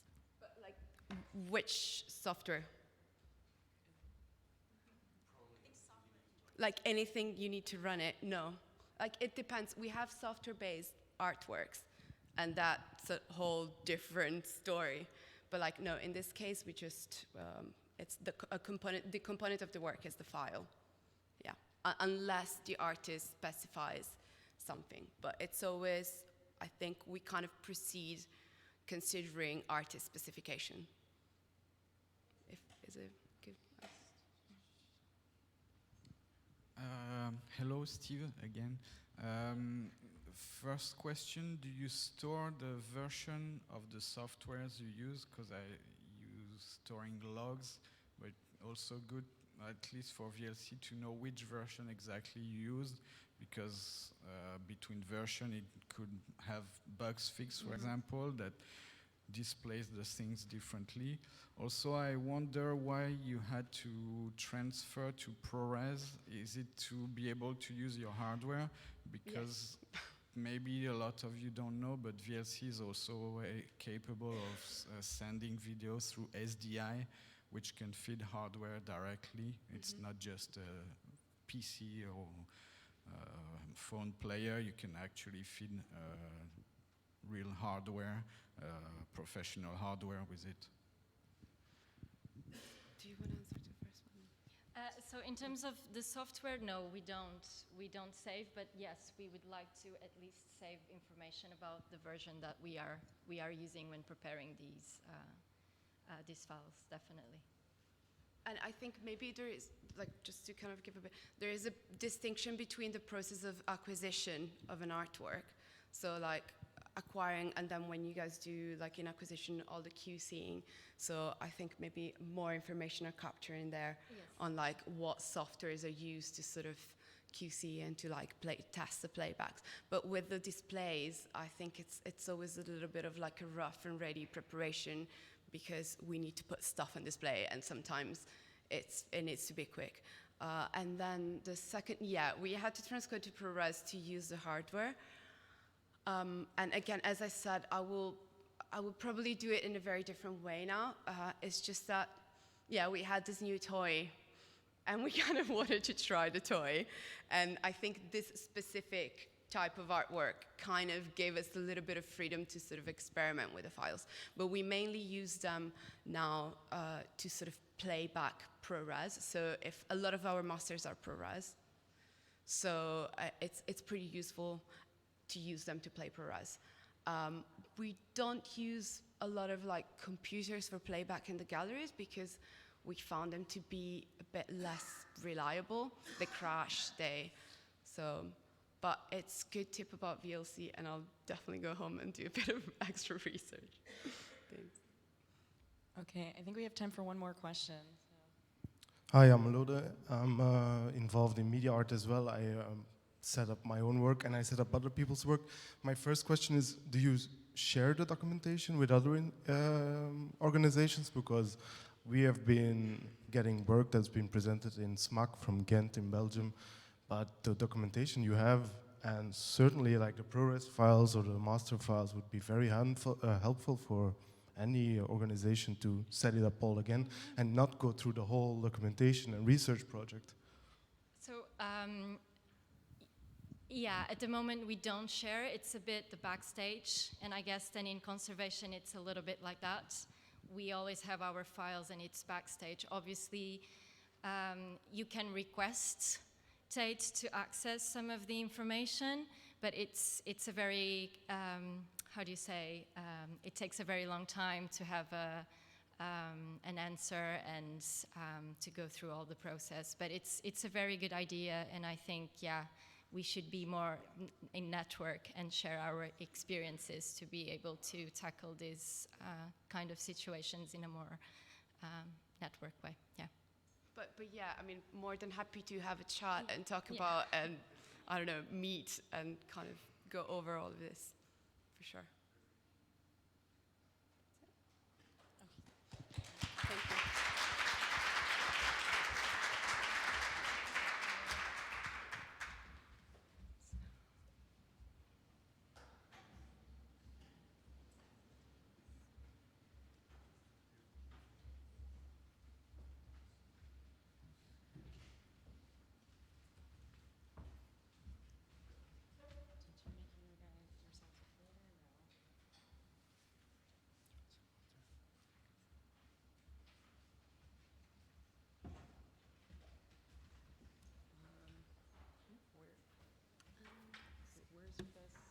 It's the top one there.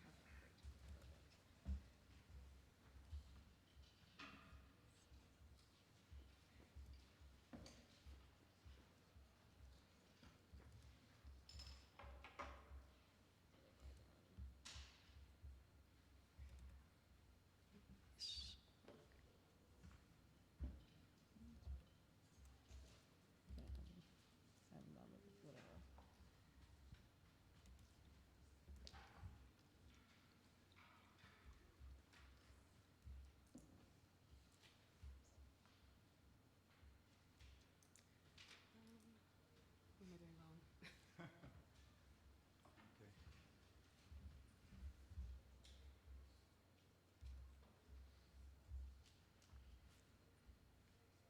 Anyone know how to trigger present mode? Okay.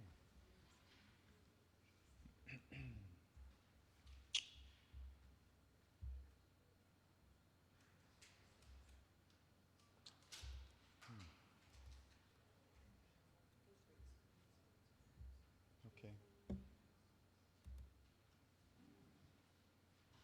There we go.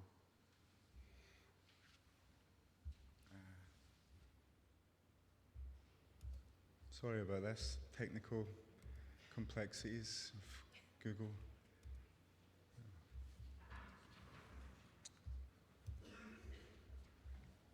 Okay. Yeah. And notes. There we go. It's on the screen. Okay.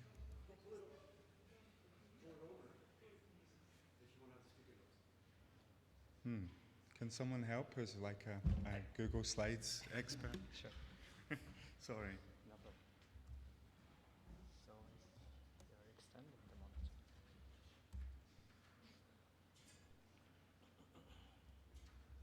I usually rely on Erwin Verbruggen for this stuff, and he's not here.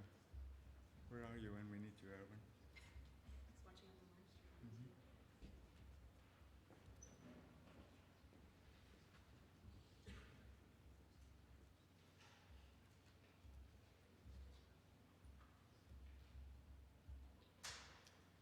Excellent, thank you. Okay. So here are the notes.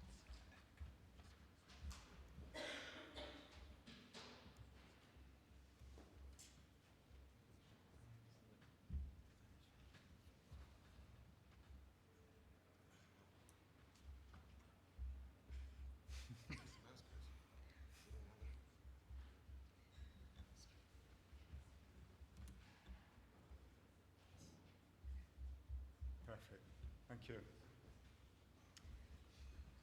Right, so hi everyone. Thanks so much for coming to our talk, and hi to those watching on the live stream. My name's Kaylin Smith. I'm from Cambridge University Library, presenting with Stephen McConaughey from the BFI. And we're going to talk to you today about an initiative that we're involved with in the UK about preserving UK video game heritage. So this is going really well so far, being tasked with this massive challenge and not being able to work our slides, but we're going to give it a try. And if we did collect video games, what would this look like? What does it mean to collect, preserve, provide access to games?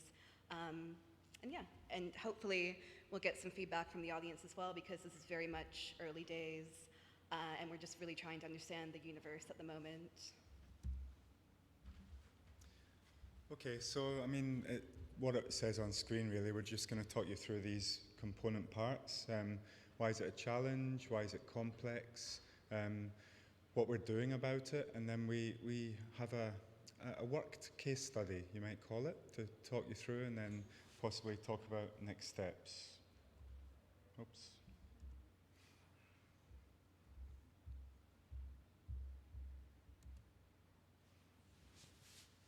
So the BFI is the British Film Institute, but we are the National Television Archive and the National Film Archive, and really the BFI's mission is to reflect the art history and impact of the moving image. So video games are in scope for our consideration. We're aware that in the UK there's lots of national and de facto national and specific collections with video games also in scope. So we decided it would be much more useful and effective to gang up on the problem. So we called everyone we knew to have a vested interest in for a discussion. And there's a lot. So they're on there, British Library, Tate, V&A, Science Museum, and there's a British Games Institute, which runs a games museum in Sheffield. If you're ever in Sheffield, which I recommend, it's an amazing city, you should take a look at that. It's used to be called the Video Games Arcade, I believe. So we gathered them around and we discussed how would this work? What would a distributed national collection of video games look like? Because that's really what it is. It's a national collection of games in many organizations with different collecting remits and mandates and agendas and focuses. So we decided that really the problem could be conceived as three separate problems potentially. So we formed subgroups: preservation and access, and advocacy and strategy. And advocacy and strategy turn out to be very similar. So preservation and access turns out to be distinct, I think. So Kaylin and I are going to really talk about the preservation and access. Right, so these are some challenges that have come up within the remit of the wider group. So how do we go about defining a work? So is it the software, is it the hardware, peripherals? How do you document or capture fan culture to understand the context in which a video game existed? Also this challenge of shifting to gaming as a service and the impact of not being able to collect any sort of physical media. And I think this is something not just within video game preservation, but a challenge for the digital preservation community in general, the shift to software as a service in terms of preserving software and software-based works. We haven't really been able to tap into other networks that are preserving video games yet, so that's something that we're really keen to do, and to understand who's collecting games at the moment, especially outside the UK, and are the challenges that we've already identified solved.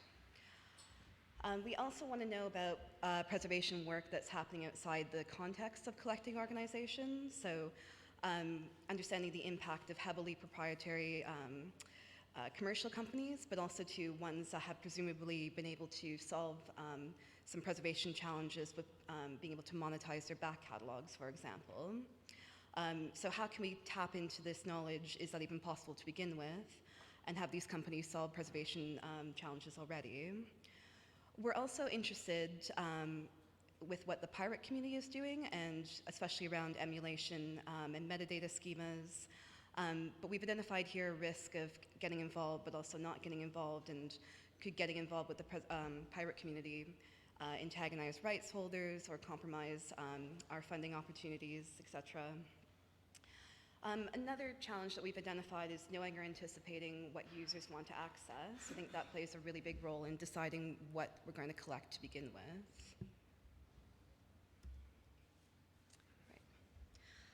So these are some points or some challenges that have come up within the specific context of our preservation and access subgroup. Kind of going back to what I just said, deciding what we're going to collect. And I think with more complex objects, there are more things that we could be collecting. As Stephen was mentioning before too, fit within organizations' collecting policy and remit. What is actually achievable and sustainable with workplace skills and infrastructure? So we might want to collect video games, but can we support these games when we do collect them? And going back to the point earlier too about access, so what we can collect and preserve might not be the actual format that our users want to look at and engage with. Also looking at how to create the bigger picture, so this idea of distributed collecting. So if one organization wanted to collect one part of the game and another to collect another part of the game, how could we link these two things together and build this national collection of video games? Challenges too of communicating complexities to government and other funding bodies. Also looking at engagement with industries and makers, this whole idea of have commercial companies solve the challenges that we've identified. And this idea too that came up around an orphan works license for video games, so like how it exists for film and sound, would that be possible for games as well? So we made a very basic version of the matrix we're going to talk about, and if you're interested in taking a look at that, it's a very simple grid spreadsheet, so don't get too excited, but there's the URL. And you can take it and use it and change it and improve it and send us the better version if that would be amazing. So obligatory, if you're going to talk about a matrix, you have to quote from the matrix. It's quite pertinent though, really, because we are going to take the red pill today and go massively deep into the horrible rabbit hole of what collecting video games might look like. But it was an option to take the blue pill. We took the red. So we're going to talk you through what the matrix we've defined looks like, why it might be useful, how broad it is. Just before we get into it, here is the case study we're going to use. It's called Hellblade: Senua's Sacrifice. It's by a British gaming company called Ninja Theory. And I have to thank Ninja Theory for being so open and helpful and supplying us with materials to use and giving us permission to stream them to the internet. Hellblade: Senua's Sacrifice, you'll see a massive stuff that you can look up. I recommend you take a look at their developer diaries in particular. It's kind of astounding to me. So yeah, we're going to walk you through the matrix, our matrix, and model this as a case study.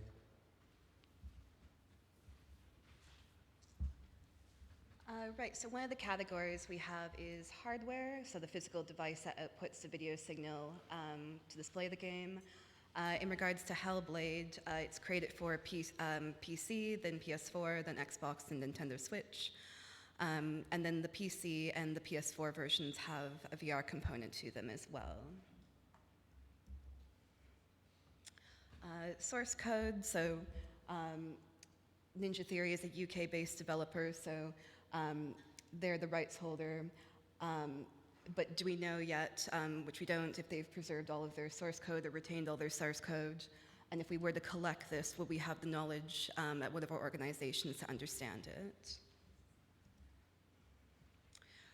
So release code, so the executable files interpreted by the console. So for Hellblade, it's physically released on a disk, and then updates are typically not. They're pushed out over the internet, and this is more common when playing disk-based games. Right, so the other one, our next category being patch notes, so documentation of updates released alongside the update on different platforms. So Hellblade, it's released on their Hellblade website mainly. So for Hellblade, there's no downloadable content, but this is another category that we've included in our matrix because we know it exists for other games. We're also interested in packaging for a game. So this would be, for example, the case for the cover, any sorts of instructions that come along with the game, if there's any sort of physical booklet as well. Gameplay accessories. So I mentioned before the Hellblade, some of the versions have VR-specific components. So there really is a myriad of hardware and peripherals and bolt-ons and plugins and additions, and it was quite, I'm not a games expert by any means. I mean, I'm not really a video or film expert either, but I'm definitely not a games expert. So when we started exploring this, we have to say a big thanks to Stuart Burnside in the BFI, who works in our certification unit. And what does that mean? The BFI certifies films and television and video games for tax benefit. If you're British, according to the BFI's cultural test, then you get tax relief, and it benefits obviously your bottom line. So we have a certification unit who certify video games, and Stuart Burnside, who works in there, is, I mean, it's hard for me to imagine anyone who knows more about video games than Stuart. So he opened this kind of matrix rabbit hole of things, and I was quite amazed and astounded. Also found it quite liberating that if you're collecting video games, there are many things you can do to collect video games. I started with thinking, well, it must be the source code and the executable, that is the video game. And Stuart was like, well, maybe not. Maybe in 100 years you don't want that, because maybe people want to see what video games looked like in the old days when they were different. So anyway, one of the things you could acquire are these. Power boosts and resolution boosts for hardware, and it's not relevant for modern games so much, but if you get deep into the back catalogue of games, then these are things you would want to consider. So from here on, it starts to get, for me, quite interesting, because video games create a lot of surrounding content, and it's really rich content. It's actually amazed me with this case study, because I've done a lot of viewing of their content online. The ecosystem that the makers surround this game with is fascinating and super rich. And I recommend, if you're remotely interested in games, check out the Ninja Theory Hellblade website. It really took me by surprise. So market materials, press kits, trailers, websites, downloadable wallpapers for your devices. I don't have a Hellblade wallpaper, but some guys would. All of the above for Hellblade. I'm just going to show you some of it really briefly. You have downloadable wallpapers, you have posters that you can download and print out, you have musical soundtracks, even released on vinyl. Oh, that's amazed me. There's such a lot of content to support this game's world and its users. I was going to play the trailer, but we're running a bit late, so if you're interested, you can look up the trailer. It's very rich. Collectibles and ephemera, amazingly to me, you can collect hoodies and posters and scented candles. I mean, seriously, the stuff you can collect to collect video games it really is a spectrum, a huge, broad spectrum of things. Design documentation. Stuart made the case that a lot of game makers are creating incredibly rich and detailed, visually rich and detailed technically descriptions of the process. And Ninja Theory have a website where they publish developer diaries, and you can follow the game's design steps almost from concept to release. And again, if you're interested, I recommend you take a look at that. It's really amazing. They have films about the music composing, films about the animation, etc., character modeling. Fan-produced materials, also very rich. I learned a lot about cosplay when I was researching this. There's plentiful cosplay, and the makers even created a guide to the design of the character just to give you a head start. It says how these makers engage their communities, and let's not forget the market and the audience for video games outstrips the market and the audience for film and television by massive. And I think I can see how they do that, because they're creating so much content to engage their audiences. Walkthroughs and guides, hints and tips. Here's what to do when you meet this challenge, etc. There's lots of that.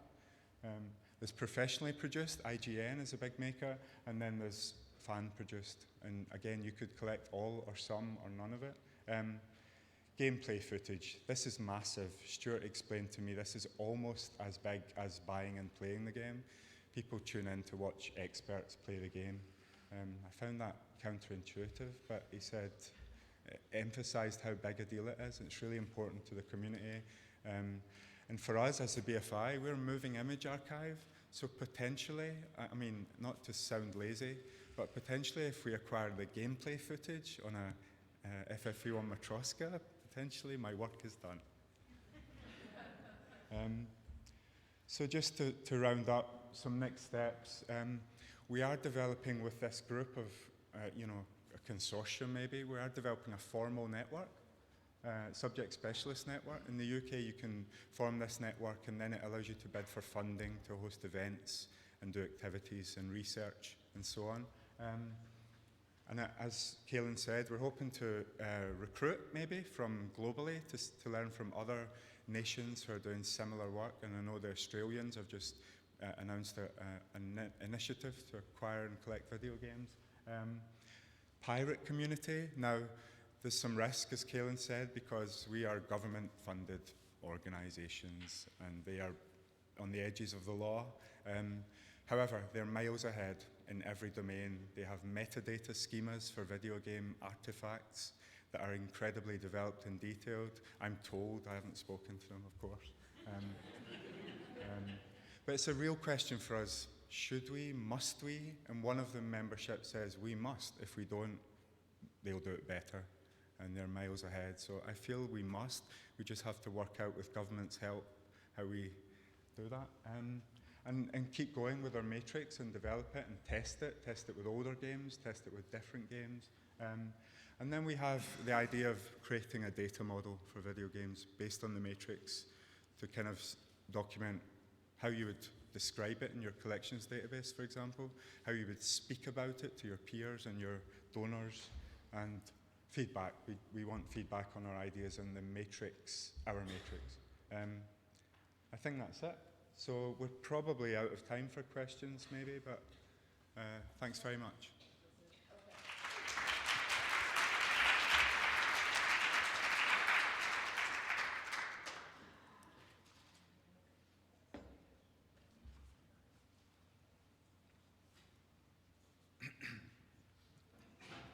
David Pfluger. There's another phenomenon coming from kind of remotely the game scene, which is called the demo scene. People who program essentially video clips challenging the capabilities of the machine they're working with. It's not interactive in that sense, but they are not recordings like a video clip, but they are program-based visuals and audio. Have you come across this? And is that something that would also fall into the scope of your project? Yeah, that'll be on the matrix before I leave the building. Thanks very much. I haven't come across it, but as I said, I'm no one's idea of an expert, but I'll have to rely on people who are, so thank you very much. We'll add it and I'll talk to Stuart and see what it means for the collecting. Thank you.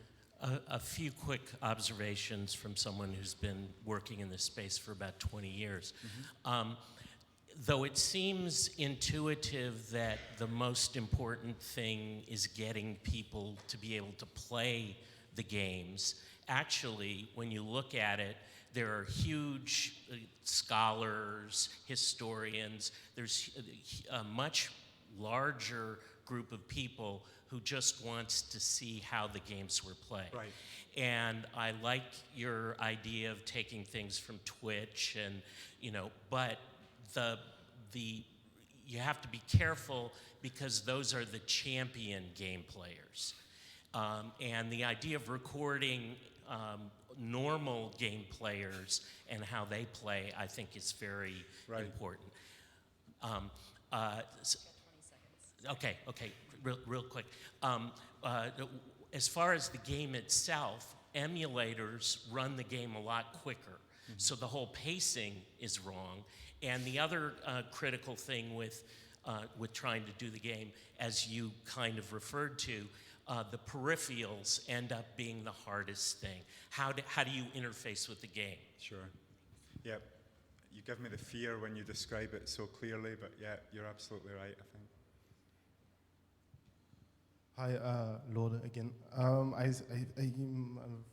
big gamer. I miss two things here: the modding community and the online part. Because the example you gave is a single-player game. It's easily packaged.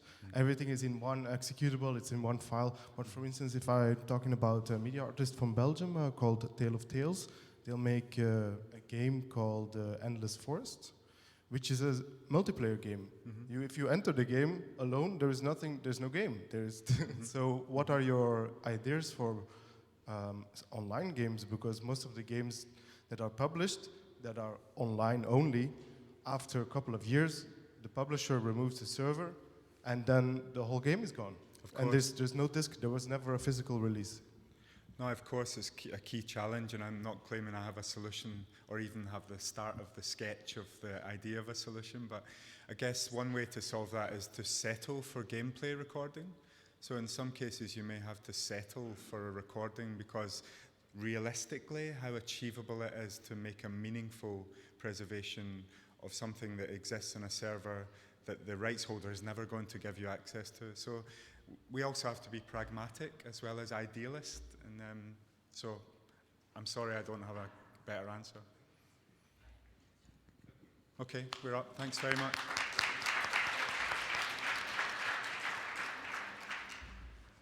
It's a very great rabbit hole, I can tell you. Hello.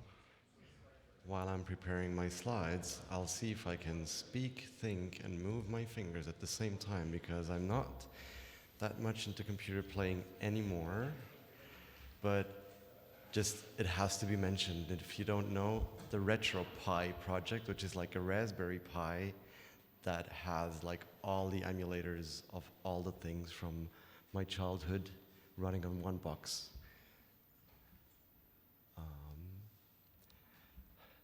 Anyways, so what I'm gonna speak, oh no. Yes. Losing the mouse all the time, sorry. Yeah.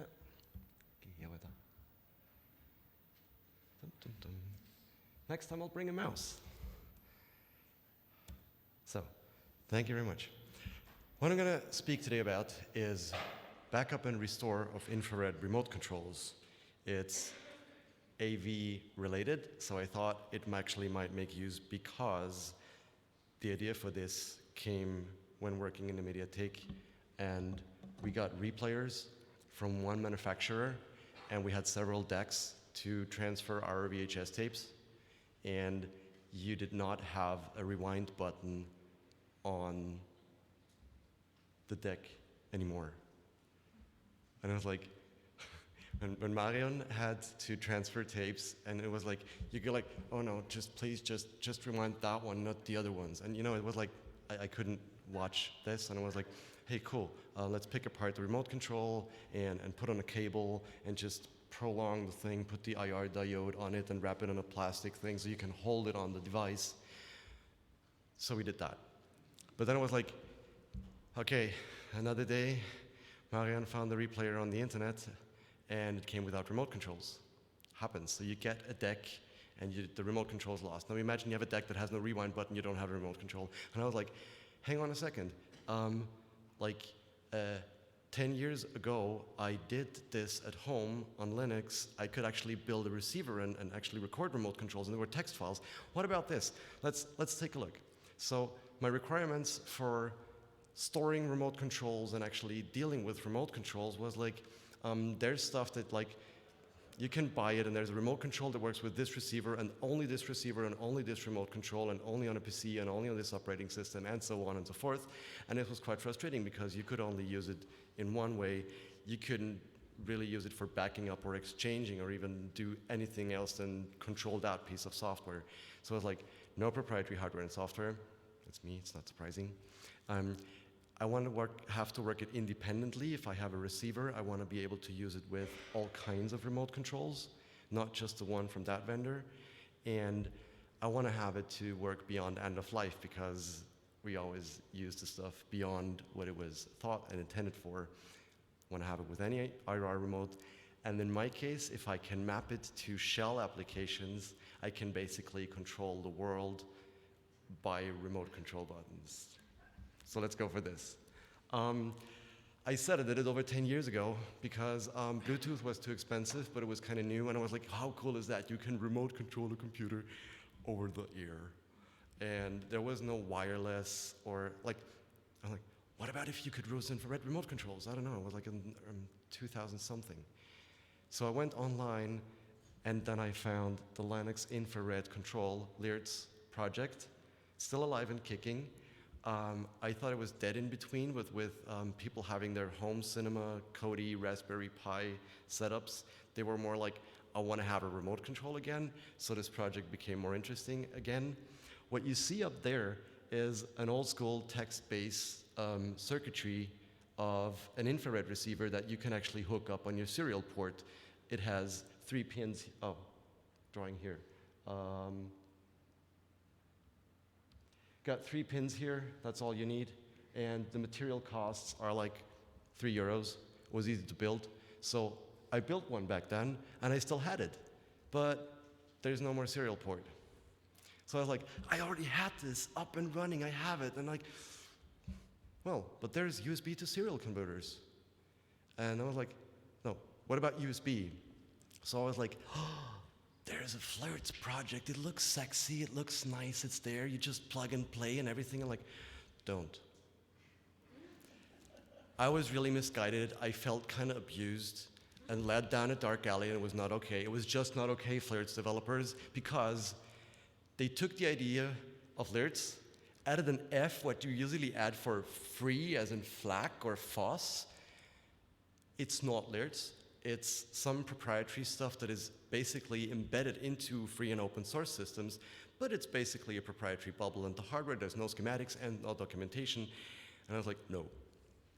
And they even patented it in September 26, and it's not the right attitude. I mean, it's probably a good thing, but it only works for controlling your TV sets. I was like, no. What about USB to serial? Stuff looks like this. There's USB on one end and serial pins on the other. So that basically emulates a serial port over USB. But didn't work.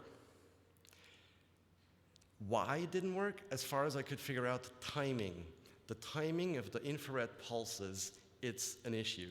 And the serial interface is usually the RS-232 is really good with timing because it's like low-level hardware.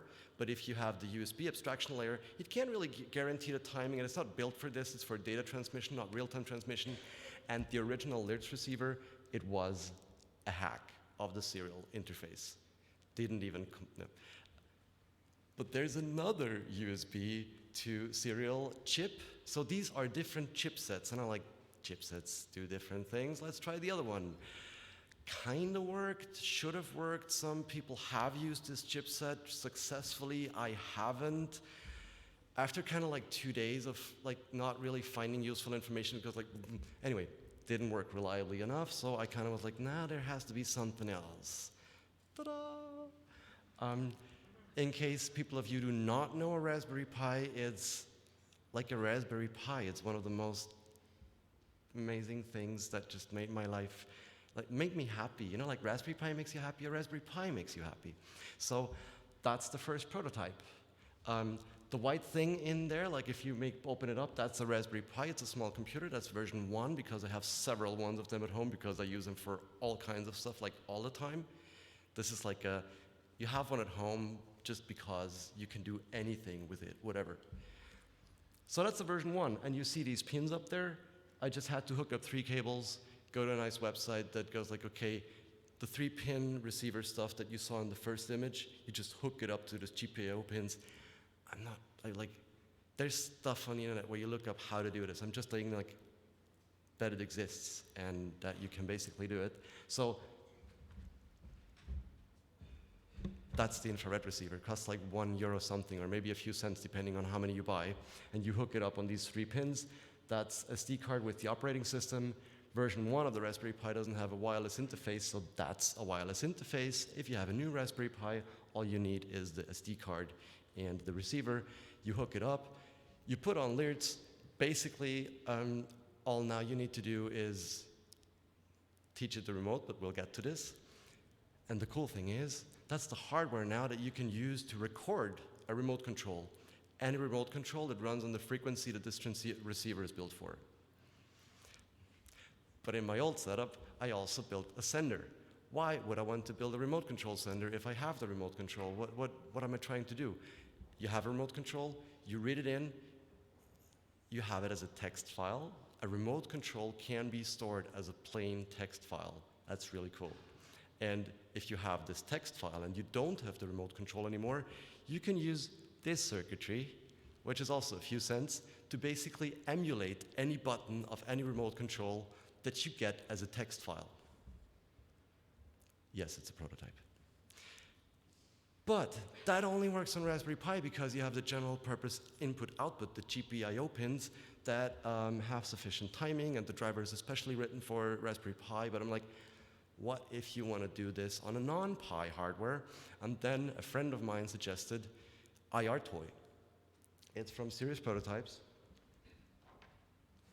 and it's still available. It's kind of not a new project, but it's really, really well documented.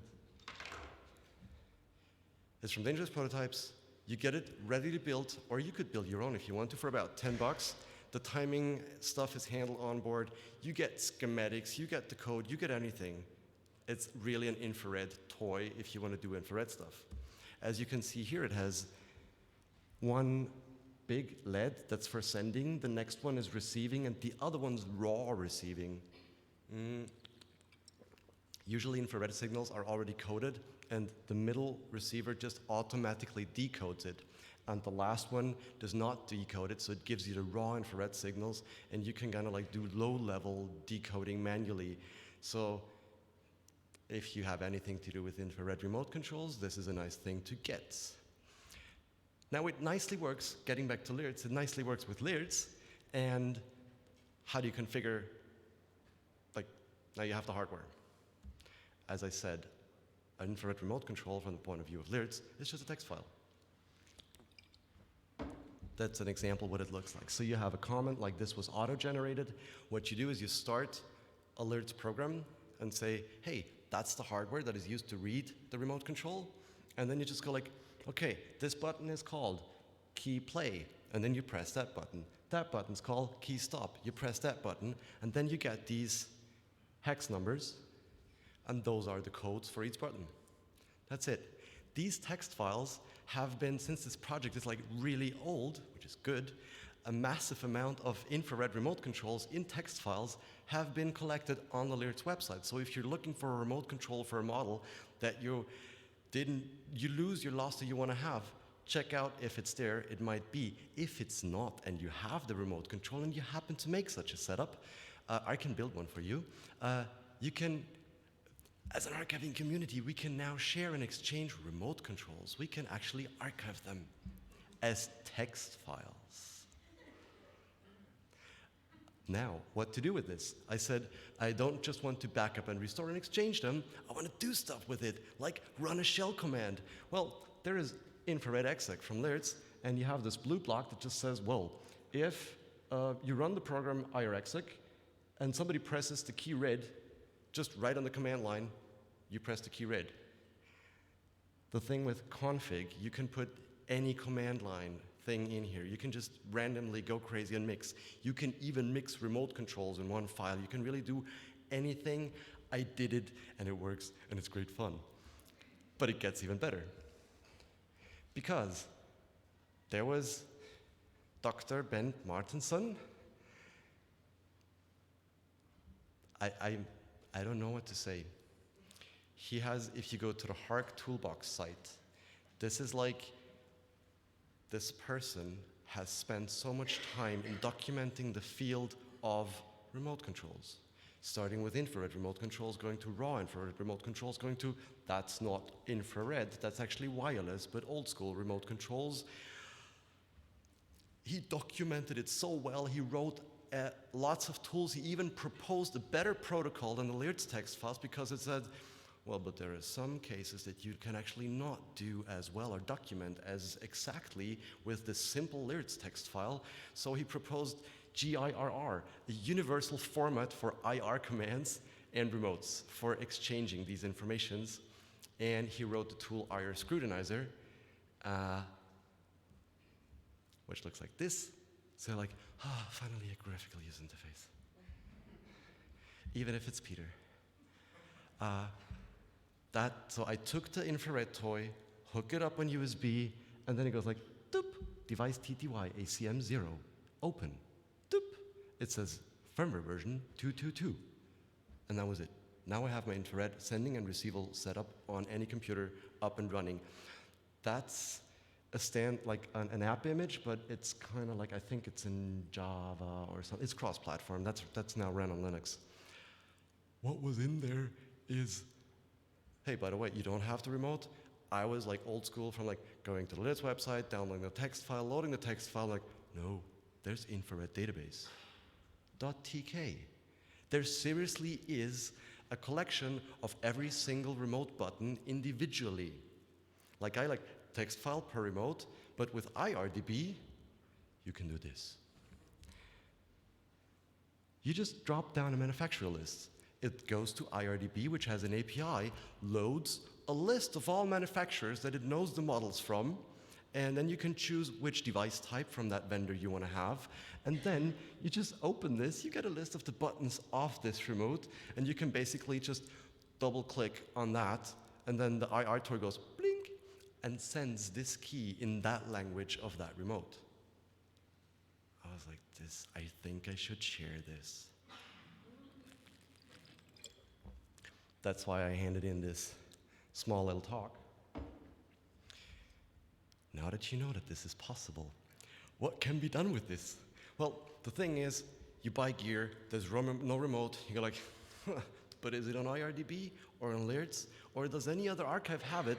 Then maybe they can make a backup, put it online, we all have the remote, problem solved. Some functions require the remote. Well, no more fear of rewinding that one VCR because you just take a 35-cent IR diode, tape it over the IR receiver, put it on a Raspberry Pi, and just have a web interface on your, it's like, it should be like one day, including coding. Backup and exchange of IR remote controls. I find this really helpful for archiving and preservation of whatever AV stuff and gear. Oh yeah, by the way, you can actually remote control stuff. Like, why is he telling this? Like, we got it. No, you could even take another remote control that controls nothing in your room and just have a Raspberry Pi translate from one remote control signal to arbitrary other ones. So I could have like the keys 1, 2, 3, control, rewind, stop, and fast forward on the first player, 4, 5, 6, do something else on another player. You get the idea. So I could just do stuff. And then you could, since it's on a computer, you could basically map this to another computer, a web interface, another application, or your smartphone, or whatever. So the opportunities are endless, but now I don't have to be afraid of losing a remote control anymore. I've backed up all my remote controls that were still functional and uploaded the files. Thank you very much.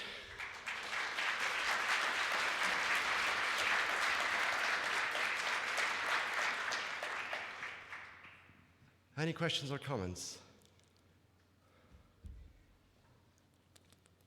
Thank you, Peter B. Such cool work. Oh, hi, this is Ben from NYPL.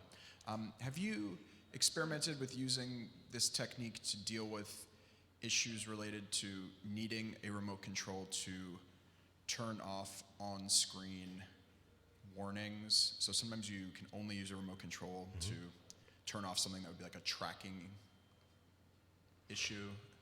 So if your tape has a tracking issue, sometimes it pops up on screen and you can only turn it off with a remote control and you have to go into the menu to turn off that feature. You can write a macro to, if you're like, you're getting it like, you need to do several actions on a remote control, human interaction, you'd be like too fast, you got the on-screen display like, Yeah. You could speed this up, you could just map a button on your computer with the recording application to go like, if this happens, you press this button, and then it runs a script that sends the right infrared remote control sequence. Okay.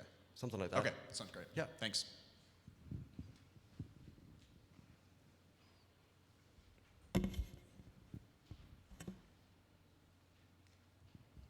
Hi, I'm Marion from the Mediathek, and I just wanted to add a little bit.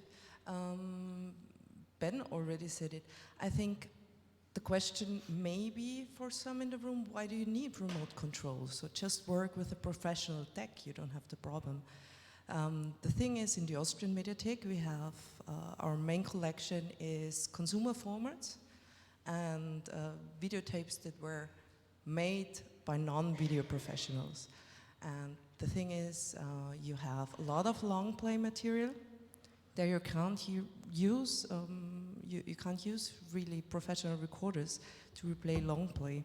So therefore, you need your consumer decks. And the other thing is for high aid or video aid, you always have the on-screen display problem that Ben mentioned earlier. So, yeah, that was a little bit background. Oh, thank you. I was afraid you were like, Peter's lying. That never happened. Anything else? Well then, we catch up on some of the time. Thank you and enjoy the show.